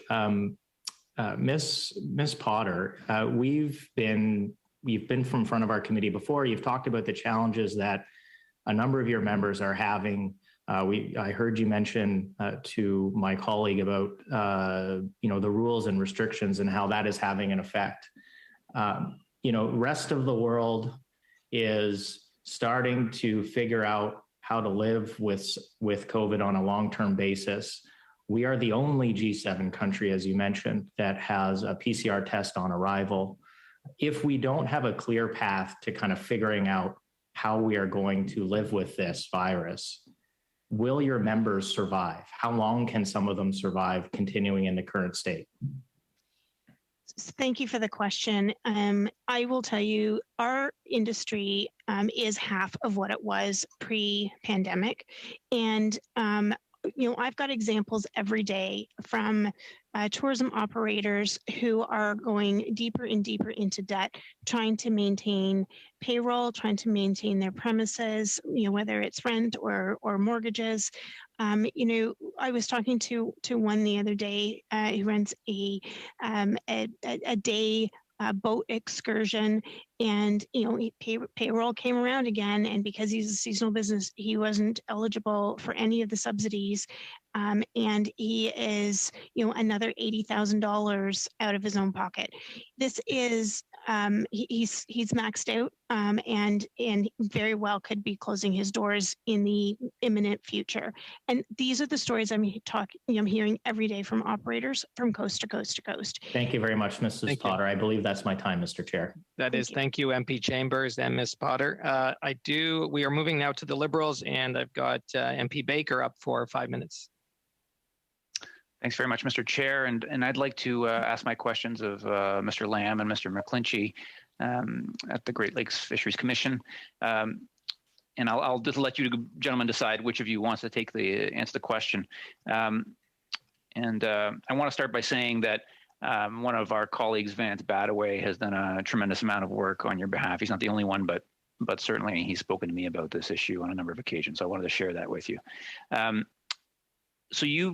As you noted, the Great Lakes are a source of thousands of jobs, tourism, commerce.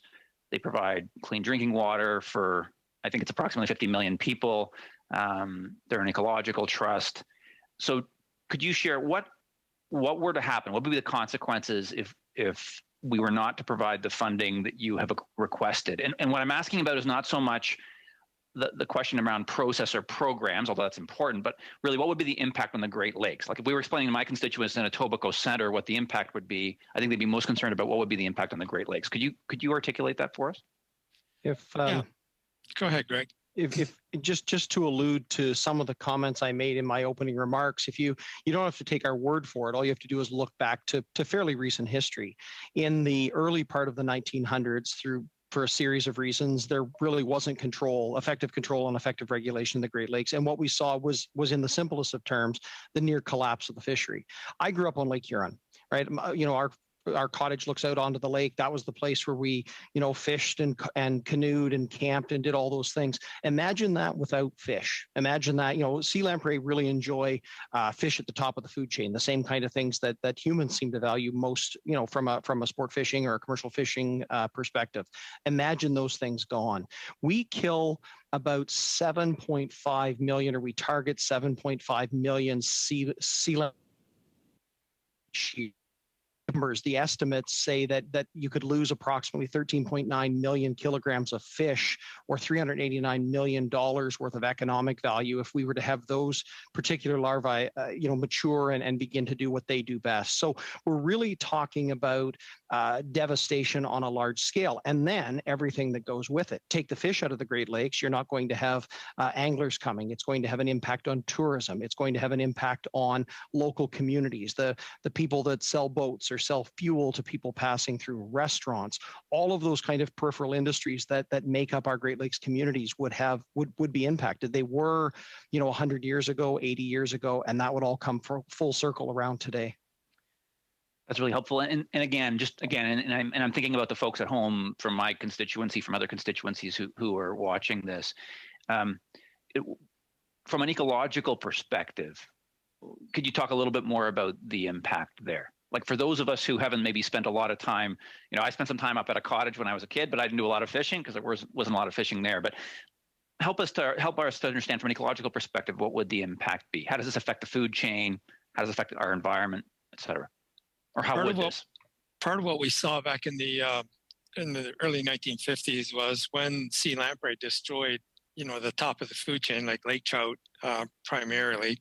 Then the fish on which the top predators feed grew out of control, and so they just they couldn't feed either, and the populations just exploded, and they started to die off and got washed up on beaches. And if you go back and look at the history as to why so many people intervened with both the U.S. and Canadian governments. Back in those days, a lot of them were cottagers that weren't necessarily fishers, but they couldn't go to the cottages anymore because you had, tons of fish just rotting and decaying on beaches, right? So the cottage, you couldn't enjoy the beaches anymore because of, just the stench. And then so, you just interrupt the ecosystem, which has tremendous effects, throughout the whole basin. If I have time, I'll just say as well that a lot of the research that we do in support of fisheries, goes to identifying habitat that needs to be controlled and rehabilitated and whatnot. And the benefits of that are not just for fish, of course. You get into wetland restoration, which, has a real economic value. Look at how much a wetland does in terms of removing things from the environment that if they weren't there, you would have to put in sewer management systems and so on. So the impacts are pretty incredible when you look at it from a broad ecosystem perspective. So economic cost to our quality of life, and cost to the environment is what I'm hearing. Okay, thank you. And thank you, MP Baker and members, witnesses. I'm just looking at the time, so I'm trying to divide up what we have left. So we're going to do a 5 minute, 5 minute, 2.5 minute, 2.5 minute to conclude on this round, and we'll start with the Conservatives. It'll be MP Lawrence is up for 5 minutes. Thank you very much, and I'm going to start with Ms. Mbarki. I'm very blessed to have in my riding two First Nations people, the peoples of Hiawatha and also the Alderville people. When I talk to the Indigenous leaders, they use words like autonomy, independence, empowerment, and they often share skepticism of the federal government, and quite frankly, I share that skepticism given the the mistreatment of Indigenous peoples by the federal government, and also government's interventions in the economy and the failures that the government has had with that.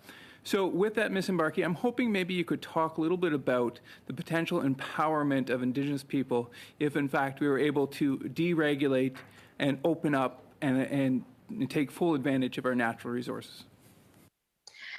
The one example that I can give quite specifically is here in Alberta. The Ermineskin First Nations wanted to open a coal mine. Now, they didn't want to use coal to use as an energy source. They wanted to convert this coal to steel and help in steel production.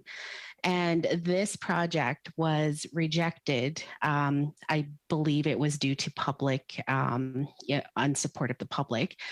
But in instances like this, they went through the regulatory process. They went through the environmental assessment. They went through community and, working with the operators to come to a consensus. And a lot of times this work takes decades, if not years. So to undermine this community and their decision, puts a lot more mistrust in the government than it does trust. So this is where autonomy comes into play. If we can give Indigenous communities a little bit more decision making on what they want to do, this would not only bring prosperity to First Nations, but it would also bring different ideas on how we can address things like climate change. Thank you very much, Ms. Mbarki. That excellent answer, and I really appreciate it. I'm just going to switch gears to Mr. Cochrane and talk about something a little bit off of subject, but something I have significant interest in. I believe it was last year, the Finance Committee studied tax evasion, the Panama Papers, and one of the revelations that came out of that committee was the fact that no one at that point had been prosecuted in Canada underneath who had been as a result of the Panama Papers. I'm wondering if he could comment and if he knew if anyone from the Panama Papers in Canada had been prosecuted.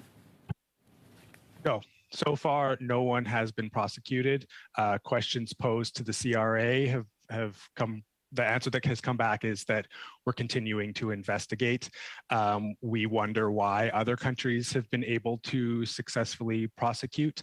It would be good to know one way or the other if the CRA can move forward with prosecutions. Then if they cannot, we need to figure out why not, because it offends the senses of so many that this happened. And so then the failure to prosecute is really a failure that exists in our legal system. Thank you very much, and I thought you'd have an excellent answer, and indeed you did. In my whirlwind tour, I'm going to continue on with the Great Lakes Fishery and Commission. I've also had the opportunity to talk to you wonderful gentlemen before, and with almost the exact same request, and it seems like it may be falling on deaf ears. What can I do, and what can other members of the committee, because it seems like we're all resolute in that that you need the support that you're asking for. What can we do to awaken the PMO to this need? If I could, Mr. Chair, I think we've been very blessed over the last number of months in having positive conversations with members of the House and Senate representing all parties, and certainly we would hope to see this committee endorse our recommendation again, as it did in the last pre-budget consultation and the one before that. I think that's important to get that on the record to let those who are making decisions in the next budget know that this is something that's important, and then certainly to speak with the ministers involved, with the Prime Minister, with the Finance Minister, and just to let them know. I think part of the challenge we faced historically in bringing our funding up to a level is that the urgent will often swallow the important, and that you have, what we're really talking about here is an $8.86 million ask, or $8.84 million rather, dollar ask, which often gets lost in a much larger shuffle for government priorities. So certainly appearing here today is very much appreciated, and the attention that you, sir, have been given this issue over the last number of months, as well as others, is very much appreciated. Thank you, and thank you, MP Lawrence. That's the time. We are moving to the Liberals, Emma Dubchatel, for 5 minutes. Merci, Monsieur le. Thank you, Mr. Chair. I'd like to thank all our witnesses. My questions will be mainly addressed to Mr. Breton. Mr. Breton, In your recommendations before the budget, I was looking at the pre-budget recommendations. You were talking about electrification in rural areas. I represent a rural riding. So could you tell us a bit more how this electrification will be done? What are some of the challenges faced by rural communities? Yes, I also live in a rural riding center in Yas de Loyola and the Betche Islands, so I'm quite familiar with such realities. What I can say is rural communities around Canada, how do I put this? They're not well supplied in transport infrastructure. That's what we see in Quebec and British Columbia.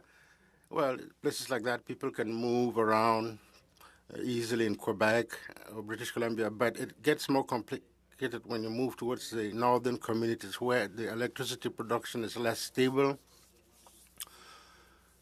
So we have sources such as diesel, fuel, and so on. So that's where we have to think of alternatives, and these are some of the issues we would like the Canadian government to focus on. And if we look at the research infrastructure across Quebec and Canada, we often see these major highways, the more and more interesting infrastructure coming up. I was just mentioning earlier that going from Montreal to Toronto, there is really no place for these electric vehicles. But when you go to Manitoba, rural areas in Quebec, provinces that don't have strong electrification in transportation, we require quick research from the BRCCs to help people to get out of the major highways. But we also need level 2 infrastructures for rural areas. So we can make sure that it's not only the major Canadian corporations that have a lot of money to develop a lot of infrastructure, but to allow smaller communities to also do research in some of the more remote areas. Thank you. I also heard you talking about intelligent mobility or smart mobility. So could you give us some more details on that? Yes, this is something we tend to underestimate. Earlier, we were talking about the future electricity demands when there'll be more and more electric vehicles on the market. But we're going more and more towards smart management of energy, be it in Ontario, Manitoba, Quebec, or elsewhere. There are certain peak periods for electricity for 6 and 9 and 4 and 6 in the evening. But with electric vehicles, we can make sure that instead of increasing the production value or the demand for EVs because it's cold, we can program vehicles to in a way that we don't impose an undue burden. So we're going towards systems where these electric vehicles will be part of the network. They'll be able to feed the electricity network during the peak demand periods so that we have less need to import or to come up with infrastructure. That's the smart electricity management. Obviously, we'll have smart vehicles, independent vehicles, so there will be more and more a need. Mobility will become a service, especially in urban areas. And that's where we are headed. And I don't know how much time is left, Mr. Chair, but, well, I don't have too much time, unfortunately, but I would just like to mention that what I understood in terms of this transformation in the economy and transportation and this sort of autopiloting, that's important for our thinking in terms of transportation means. Thank you, Mr. Breton. And thank you, Madame Chatel. And now we are moving to the block, and Monsieur Garon for 2.5 minutes. Thank you, Mr. Chair. I would like to go back to Mr. Breton. Mr. Breton, here and elsewhere, we know that there is opposition to carbon taxing, and some of the figures you mentioned says this could create unfair competition in favor of some of the traditional combustible engine vehicles. So I was wondering, the programs that are meant to subsidize these vehicles, wouldn't that promote healthy competition in the market in 2022? Can you tell us some of your proposals? You have an interesting document. First of all, the thresholds for which these vehicles would be eligible. I'm talking about individual vehicles, and also for delivery, commercial vehicles, and buses. Yes, if we want to meet our goals, we have to provide financial incentives. And I would remind those who are here, these financial incentives started in 2006 under the Conservative government. And the hybrid vehicle technology at that time was more expensive, so the hybrid vehicles are currently cheaper, so they don't require any subsidizing. And we also have to have a better legislative framework, federal law, to force manufacturers to provide more and more electric vehicles, so to make it more accessible to Canadians. Right now, there are waiting periods that stretch months, even a year, in the Canadian provinces. So it's very difficult to have access to these electric vehicles. And there are more and more stringent regulations around the world. So manufacturers are sending these vehicles on a priority basis to countries such as China and several countries in Europe. And so we're left with the crumbs, and that's a real problem. We want to hasten the transformation towards electric vehicles, but we must be able to buy them from the dealerships. And right now, most of these dealerships are not offering EVs on the lots, and this started even. I only have 10 seconds. I hope that the interpretation was working so that everybody was able to hear what I had to say. Thank you. Okay, did everybody hear that? Okay, I don't know where that came from, but was that from Monsieur Garon? Is that where it was? J'ai terminé. Okay. Yes, I'm finished. Okay, and we are moving now. It threw me off a little bit. We're moving to the NDP, and MP Blakey, you're going to be the last questioner, and you got 2.5 minutes. Thank you very much. Just last 2.5 minutes, I wanted to ask Ms. Potter. I know you had mentioned in your opening remarks just the concern about the revised wage subsidy program for the tourism and hospitality industry. I know we've heard loud and clear on the side of the Canada Worker Lockdown Benefit, the extent to which it's really not adequate for independent travel agents. But you talked about extending the window for the wage subsidy program in the tourism and hospitality industry and making some modifications. And I just wanted to circle back to you to hear those loud and clear in terms of what you think we need to do and what the consequences for the industry will be if no action is taken. Well, thank you very much for that. The Tourism and Hospitality Recovery Program and the wage and rent subsidies that fall within that are due to be cut in half the middle of March. And that decision, those parameters were put in place before additional restrictions for Omicron came to be. And so we're looking for an extension of the program to ensure that businesses are able to continue to keep their staff, continue to pay their bills while they ramp up later than expected for what we hope to see be a robust season. One of the other changes to your point around travel agents and is that most of them are sole proprietors, and sole proprietors don't qualify for any of these subsidies. And they're a unique group because oftentimes their revenue is not earned until after the trip has been taken. And so, as you can understand, over the last 2 years, there have been a lot of trips booked, but a lot of trips canceled. And so these travel agents have been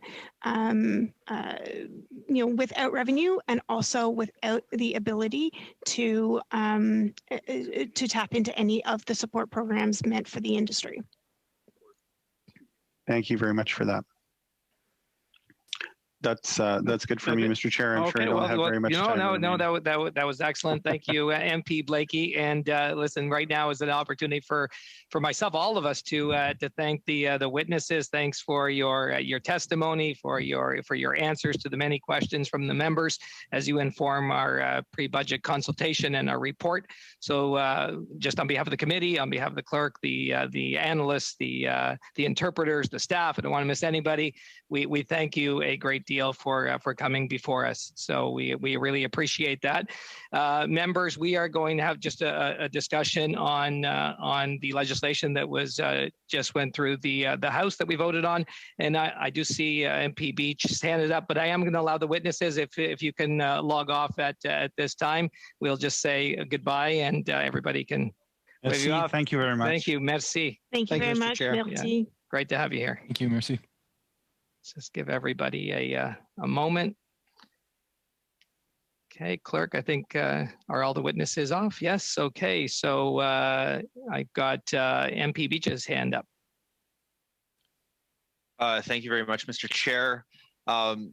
And thank you also for having the prerogative today to allow our witnesses to continue to testify.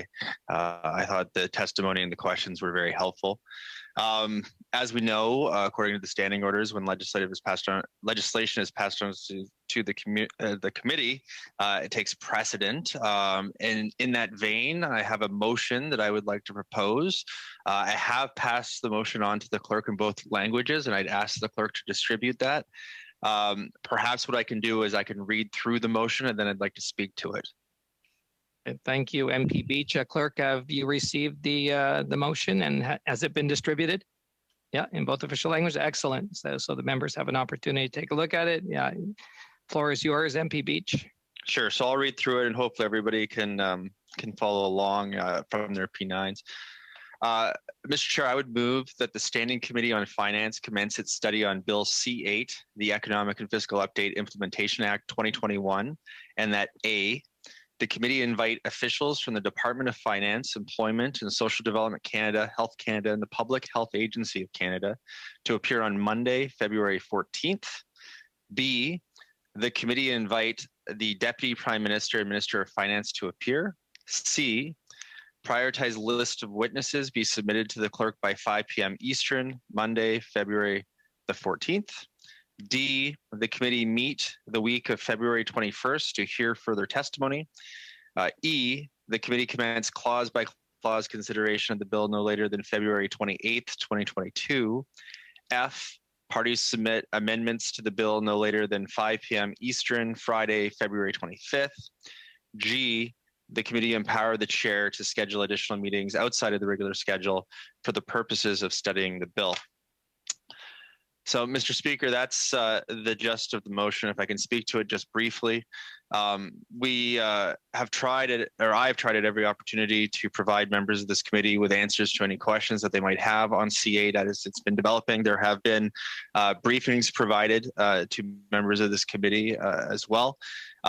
We all know that there are elements within this particular bill that is important for Canadians. One of the most important parts being the procurement of rapid tests as we continue to fight COVID, and that making those available to the provinces and territories, keeping kids safe with proper ventilation, etc. One thing that I will note that I haven't put in this motion is exactly how many meetings the committee would like to have for witnesses. I would be very open to hearing the prerogative of committee members for that.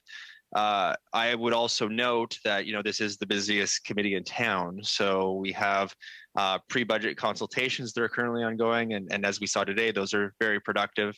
I also know that the committee has a study that it wants to get back to on housing, inflation, and affordability. So I expect that we could probably deal with this quite quickly, but I would be open to committee members' comments on number of meetings that they would like. But with that, that would be the motion I would like to introduce. Thank you, Mr. Chair. Okay, thank you, MP Beach, and I'll look for discussion. I do see Monsieur Saint-Marie has his hand up, and welcome, Monsieur Saint-Marie. I know Monsieur Garon was here in your place during the the committee meeting. Also, I just want to ask the clerk, if you do see a hand up in the room, if you could just inform me, I would appreciate that. Oh, Mr. McLean's hand is also up. So we'll go to Monsieur Samedi and then Mr. McLean. Okay, merci. Thank you, Mr. Chair. I agree with the spirit of the motion. I will listen carefully to what my colleagues have to say about the motion. In my opinion, it's important, inaudible. So we should have a meeting just for that. Unfortunately, time is important. We have such a tight schedule. There's a part in C8 which pertains to seasonal unemployment. So there's a lot of pressure that we adopt C8 quickly as a result of that. I wanted to point out to the committee colleagues the importance of having these pre-budgetary consultations. Mr. Chair or Mr. Clerk, could you give us an idea of the time limits for sending documents with respect to these pre-budgetary consultations? Can we send these documents to the government so that they are considered during the budget? I think we need to have another meeting on pre-budget consultations. Up until now, the FCIE has not testified, and I think it's important that we hear from them. So I'm in favor of the motion, and I would also like to have some type of timeline for the rest of the pre-budget consultations. Thank you. Okay, merci, Monsieur Sam. Thank you, Mr. Samari. And maybe the analysts may have some information for us in regards to your question. Do you want me to answer now, Mr. Chair, or do you want to go to Mr. McLean? Okay, just well, we can go to Mr. McLean, and then we'll get an answer from yourself and the analysts. Okay, thank you, Monsieur Samadi. Mr. McLean. Well, thank you, Mr. Chair, and thank you to my colleagues at the table. With a spirit of goodwill, we've listened to the motion, but the motion was just received at the end of this meeting, and the schedule on it is very tight, including the calling of witnesses for our next meeting. So I am going to propose that we deal with this at the next meeting on Monday, and then we set the schedule at that point in time. But Monday should continue with the pre-budget consultations. We'll have witnesses to call that are going to take more than a day and ready for the weekend. So I think it is a little too tight, and it also is out of order. And I haven't called a point of order because I wanted to hear exactly what the motion was. And I think we've discussed it, but it is, as you will note, out of order. So if we can deal with it Monday, I think it's... Actually, it is in order. I said that we would be discussing the legislation at the end of this meeting, and that is what we're discussing. So it is in order. Legislation, but this is the motion on the table. We're supposed to have 48 hours notice on it. If it is what we are discussing on the floor, it is in order, Mr. Clerk. It is in order. Yep. Okay. And Mr. Clerk, if you have the answer for Monsieur Saint-Marie.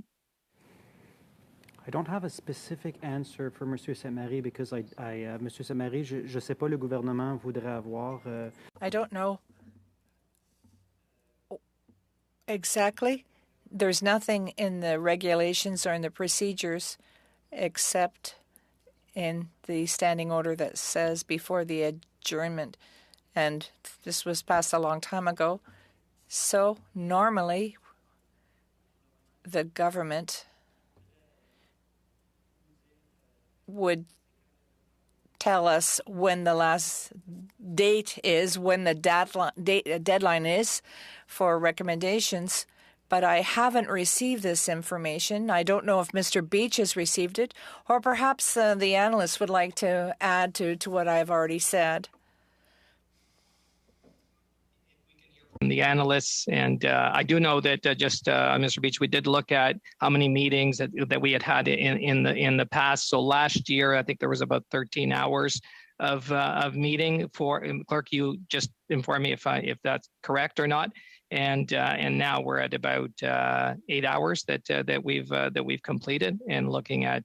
But in terms of the submissions, if we can hear from the analysts. So the clerk is correct.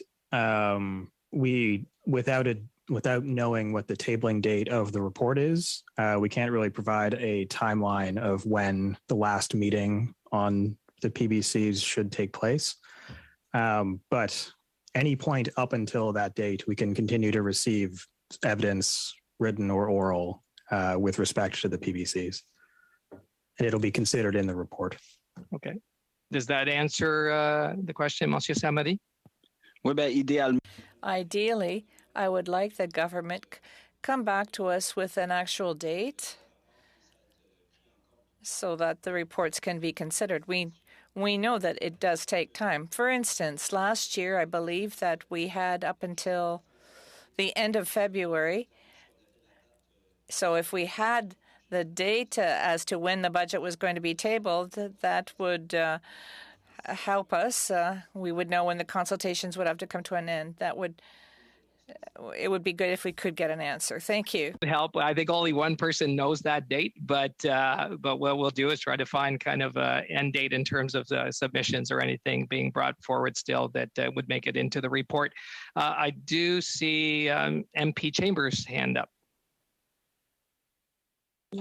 Thank you very much, Mr. Chair, for recognizing me. Perhaps before I consider moving an amendment, could the clerk provide an update on whether he received an answer back from the governor of the Bank of Canada to the invite that we had provided him? I've been instructed by the chair to continue on pre-budget consultations at least for the next couple of weeks. So I've been instructed not to ask the governor for a time at this moment, taking into account that the motion for the inflation study talked about a report at the end of May, and it was thought that we would have more time in the coming months to invite the governor. Yeah. So, but Clerk, we did invite the governor for that study. Invited him at the beginning of, before we started the pre-budget consultations, but we have not invited him since we've started. Okay. That's, I'm somewhat concerned that when, the message we had received from the governor was he's unavailable. I'm tempted to request and amend this motion to request the governor to appear in front of this committee, because when we ask an individual like the governor of the Bank of Canada to appear as a witness for a study, I think we would expect that as an individual that holds the office that the governor holds would respect the request of parliamentarians. I wonder how my other colleagues feel about this. This is an important issue, and the governor goes into blackout periods very frequently before all interest rate announcements. And, we had asked him to appear for 3 hours. Saying you're not available and then not giving any other dates is, I was quite disappointed to there. So, since we don't have them scheduled, I'll move to amend that we invite the governor to appear along with.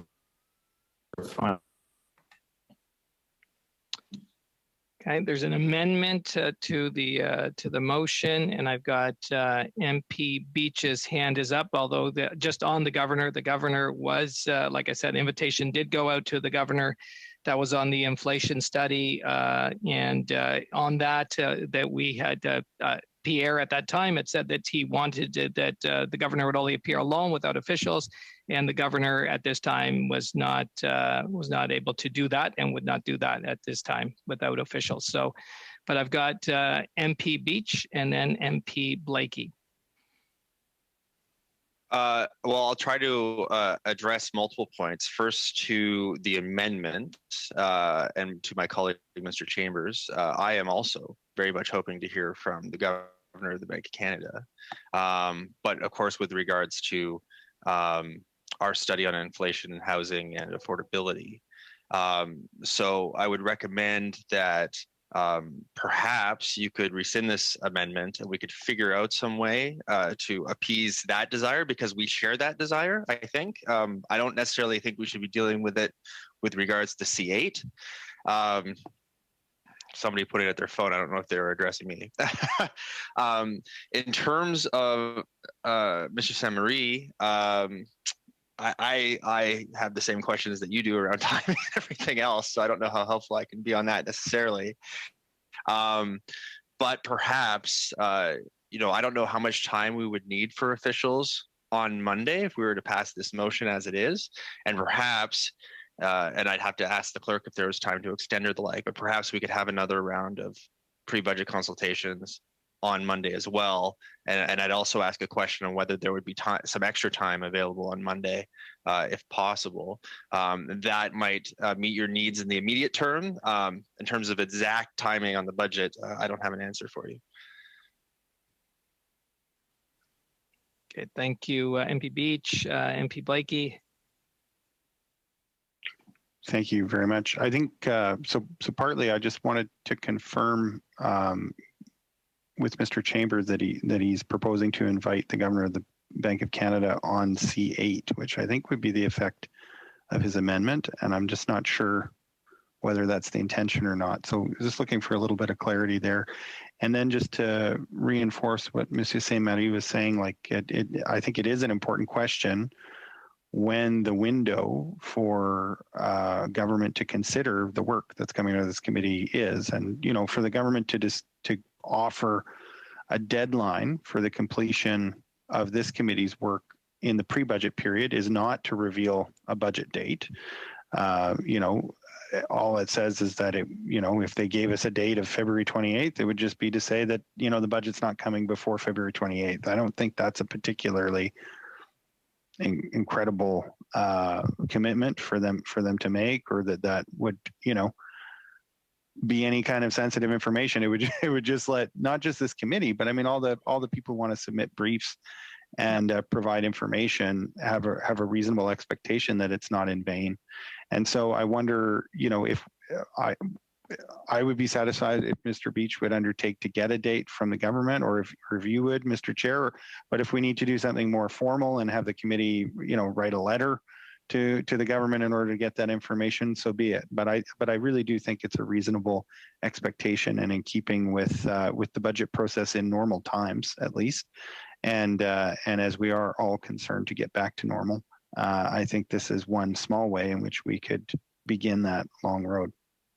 Definitely, Mr. Blakey, and I know you wanted some clarity from MP Chambers, and then I'm also going to ask the analysts, because it's their work. They do the heavy lifting on all of this, so they're going to need also that period of time. I don't know how long it takes them to get their report ready, and then we'll hear from MP Beach. So just MP Chambers, did you have something on the clarity as to?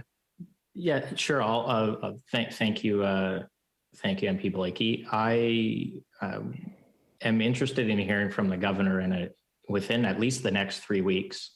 I'm open to suggestions, but I would propose that we add an H that says the governor appear within the next 3 weeks and address the inflation study. Or I would also be open to having the governor speak about C8 and inviting him back to speak about the inflation study at the appropriate time. Okay, thank you, Mr. Chambers. And I just want to hear from the analysts. Maybe they could just tell us also about now the kind of the end date, and the time they need.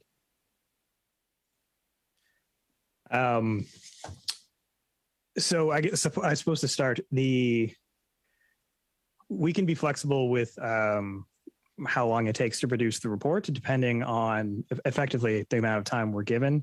If we only have a week, we can make a report work in that week, but it would be very small relative to other years' reports. In general, it takes about a month between drafting, translation, the recommendations, the review of those recommendations, and then the review of the report itself. But as I said, it's the format of the report is up to the committee. So, I mean, we will make whatever work that we have to. Yeah, thank you. You guys are the best. Yeah. MP Beach, I think, and then Daniel's your hand up for, is it a legacy hand or, okay. So MP Beach and then MP Blakey. Well, thank you, Mr. Chair. I'm never as good as resolving impasses as MP Blakey is, so we'll see what he has to say after me. So I might have misunderstood exactly what was being asked for with regards to the budget timeline and pre-budget consultations. One date that I do have is the timeline that the Deputy Prime Minister, Minister of Finance, gave for her own pre-budget consultations, which is February 25th, and that is publicly listed. So that is information that I'm happy to share with the committee, and I don't know if that's a helpful piece of information with regards to San Marie's question.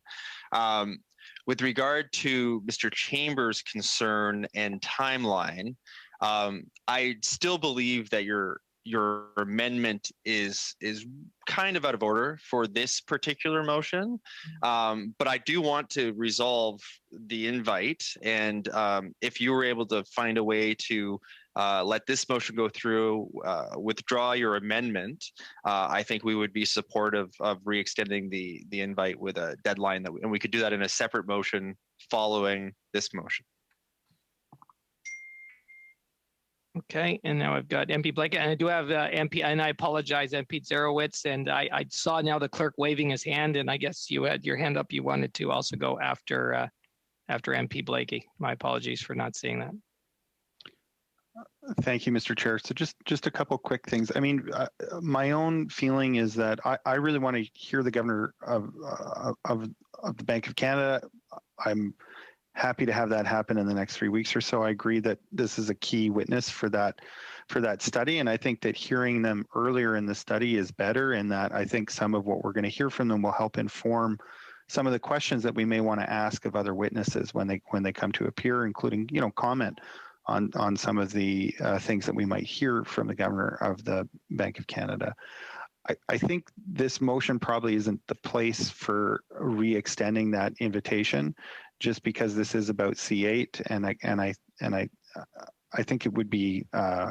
It's not obvious to me that anything in the bill is really something that we would solicit the opinion of the governor of the Bank of Canada on, and so I think making sure that we kind of keep those things separate, and that we have the testimony of the governor for the study without requiring any additional procedural work by the committee, in order to make sure that we can have that testimony serve in the context of the study for which it is meant, would be a good thing.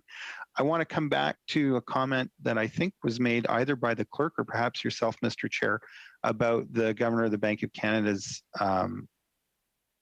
response to the initial invitation, because you had indicated that the presence or absence of his officials might have played a role in his decision about whether or not he is available. So to me, that there's a bit of a question here for the committee. If the governor appearing without any officials at all is going to be a hindrance to scheduling, I'm happy to have the governor appear with his officials if that helps facilitate getting him before the committee earlier. For me, there's not much that hangs on whether he comes all by himself or whether he brings the people that he feels are most appropriate to support him in providing timely answers to the committee. So if that is a hang up, I would certainly offer that the clerk could contact him again and offer that he could come with his officials. That's just my personal point of view. If we had consensus on the committee that we'd rather expedite the appearance of the governor and that he can bring whatever officials he likes, then that's something we could go forward with. If not, and his appearing alone continues to be a barrier to scheduling, then perhaps the committee could consider a motion or something that would allow us to decide on a majority basis whether or not the governor could appear with his officials. Okay, thank you, MP Blakey. I believe it's MP Zarowitz. I can't see MP Zarowitz in my screen, but clerk. Yep, MP Zarowitz. Okay, so One of the key things I was going to mention is what Mr. Blakey just talked about a minute ago, was that I do recall that our governor had sort of asked a question as to whether or not he could bring officials. And I was thinking that it might be, I want to bring up whether or not we'd be okay with him bringing it. So I entirely agree with Mr. Blakey's comment. And I do think it's important for us to hear from the Governor of the Bank of Canada on inflation. And I'd be, as Mr. Beach had mentioned, very, very open if we need another motion. Although I'm not sure we need another motion. I think that if we're all in agreement, we could just ask the clerk to just do another invitation to the governor, and then we could talk a little bit about timing. In terms of the budget, I've only been part of this committee. This will be my third budget process. There is typically a date that is set, and then we usually give about 3 to 4 weeks to the officials for to sort of come up with a draft report, and then we usually have 2 big sessions where we go through all the recommendations, which is fairly intensive, and then a final report is crafted from that. So I'm not sure if this is helpful, but it seems like we might need a little bit of time to figure out the time. Might be helpful if we continue to move to pre-budget consultations for Monday, which is just 2 days away. And then by that point, maybe have a proposal about how we sort of unfold C8, and then also how if we're making an invitation to the Governor of the Bank of Canada, how that would fit in with any of the proposed timelines around C8. So I don't know if that's amenable to everyone. I hope it's even amenable to our side, but it seems like that might be the most sensible proposal. Thank you. Thank you, MP Zarowitz. I've got MP Beach, then MP Chambers. I'd let Adam go first. Oh, thank you. Thanks, Terry. And thank you, Daniel. Always trying to find a solution where we all can all agree and appreciate everybody working together on this. Perhaps it would be more appropriate to revise the amendment such that the study of C8 could be interrupted if the governor would be available in the time period that we provided. I think that would be reasonable. But again, I would like to say within the next 3 weeks. I think that has to be important for this committee. I will make the point, the governor has appeared in front of a Senate committee on February 2nd. I'm easy with it if it is with or without additional support, although, I would hope that that's not the hang up. And we look forward to hearing him. And I also think it's important for the committee, as we are talking about inflation, to hear from the governor before we wrap up pre-budget consultations. So I also think that's another, reason for this. And I hope I haven't caused too much discomfort, but hopefully we can find a solution. Thank you. Okay, thank you, MP Beach and MP Saint-Marie. Trying to figure out the easiest way to do this, and perhaps if I could ask a question of Mr. Chambers, we could resolve this. My recommended solution would be to withdraw the current amendment. Let's vote on the motion, and then to perhaps introduce a motion, although I don't think you're going to need a motion because I think you're going to get the agreement of committee from what I'm hearing around the table with regards to an invitation with a timeline that you like. So if you're open to it, I would recommend withdrawing the amendment. Let's have our vote, and then taking the floor and making your suggestion with regards to the Governor of Bank of Canada. And assuming that the chair can get unanimous agreement, we might not even need to vote on it. MP Chambers. Oh wait, I've got first MP Saint-Marie and then MP Chambers. I guess you'll want to weigh in on this. Yep. Yes, I would cede my place to Mr. Chambers to go first. Merci. Thanks. Do you think we could pass a motion my motion prior to this one on unanimous consent, and we may be able to resolve that. Is that reasonable for everyone? I see someone nodding. A thumbs up. I see all thumbs up. I don't know about the room. Clerk, look at the room. Everybody looks to be in agreement. Yep. I don't know that it's a procedural best practice, but with unanimous consent, you can do anything. So I'm on board. Okay, looks like we have UC to doing that. Thank you. Withdrawn. Okay. That's been withdrawn. And now to Monsieur Samari. Oui. Yes. I just want to clarify a point in relation to everything that's been discussed. So maybe I listened to Mr. Blake. He explained the order of things so well. When we invited the governor of the Bank of Canada, it was stipulated that she should come alone over 3 hours.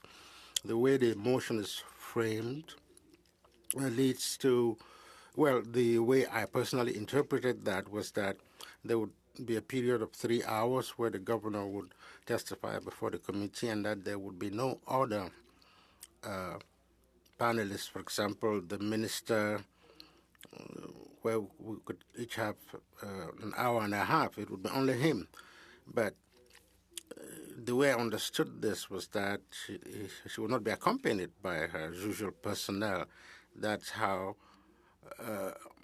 I understood that the governor has always appeared accompanied. That's not really a problem for me, but it was specified that he should be there by himself, no other invitees during 3 period. And so the motion that we had from MP Polyev that went out, and the invitation went out to the governor that would have to appear alone. Governor did come back to us, clerk, and was not interested in that. And we did speak with MP Polyev. MP Polyev was not in agreement so he wanted the governor just alone. And that's where it stands right now. So clerk, because was that pretty much it? Okay, I captured everything. So that is where we ended. And but now with with this new light of MP Chambers, we may be able to do it a different way. And let's hope the governor would take us up on this invitation and come and meet with us. Here now, MP Beach. Thank you, Mr. Chair. And of course, we're happy with the governor coming with their officials. We just want the governor to be here. With that, I'd like to call the question on the motion.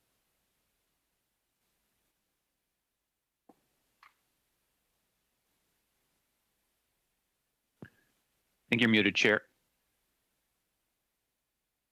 Thank you, MP Beach. Yep, and I look to the clerk and then to the members. I think everybody is everybody in agreement? Can we do this on UC, or is it? Okay, I think everybody's in agreement. So, yeah, unanimous consent. We're all good. Yeah, clerk? There was an amendment, or perhaps a friendly amendment on the floor to cancel the I thought it was withdrawn. For Monday? No.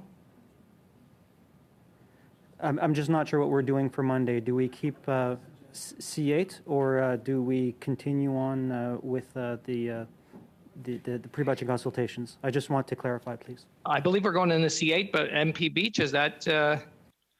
Yeah, so I believe with the motion that we just passed, we are going into C8. If we would like to tack on an extra hour for some more pre-budget consultations, that's dependent on whether we have the time or not and the will of the committee. Okay, so we will continue with C8 and we'll start with C8. And if we look that we would want to have another hour or so of PBC, I look to the members if we could build that in with some witnesses. I'm looking to the members. Yeah, okay, I think everybody's in agreement with that also. So we'll look to have a one more panel also on PBC. Clerk? Okay, thank you very much. All right. It's great. We're adjourned. Thank you. Thanks, everybody. Thank you. Good night.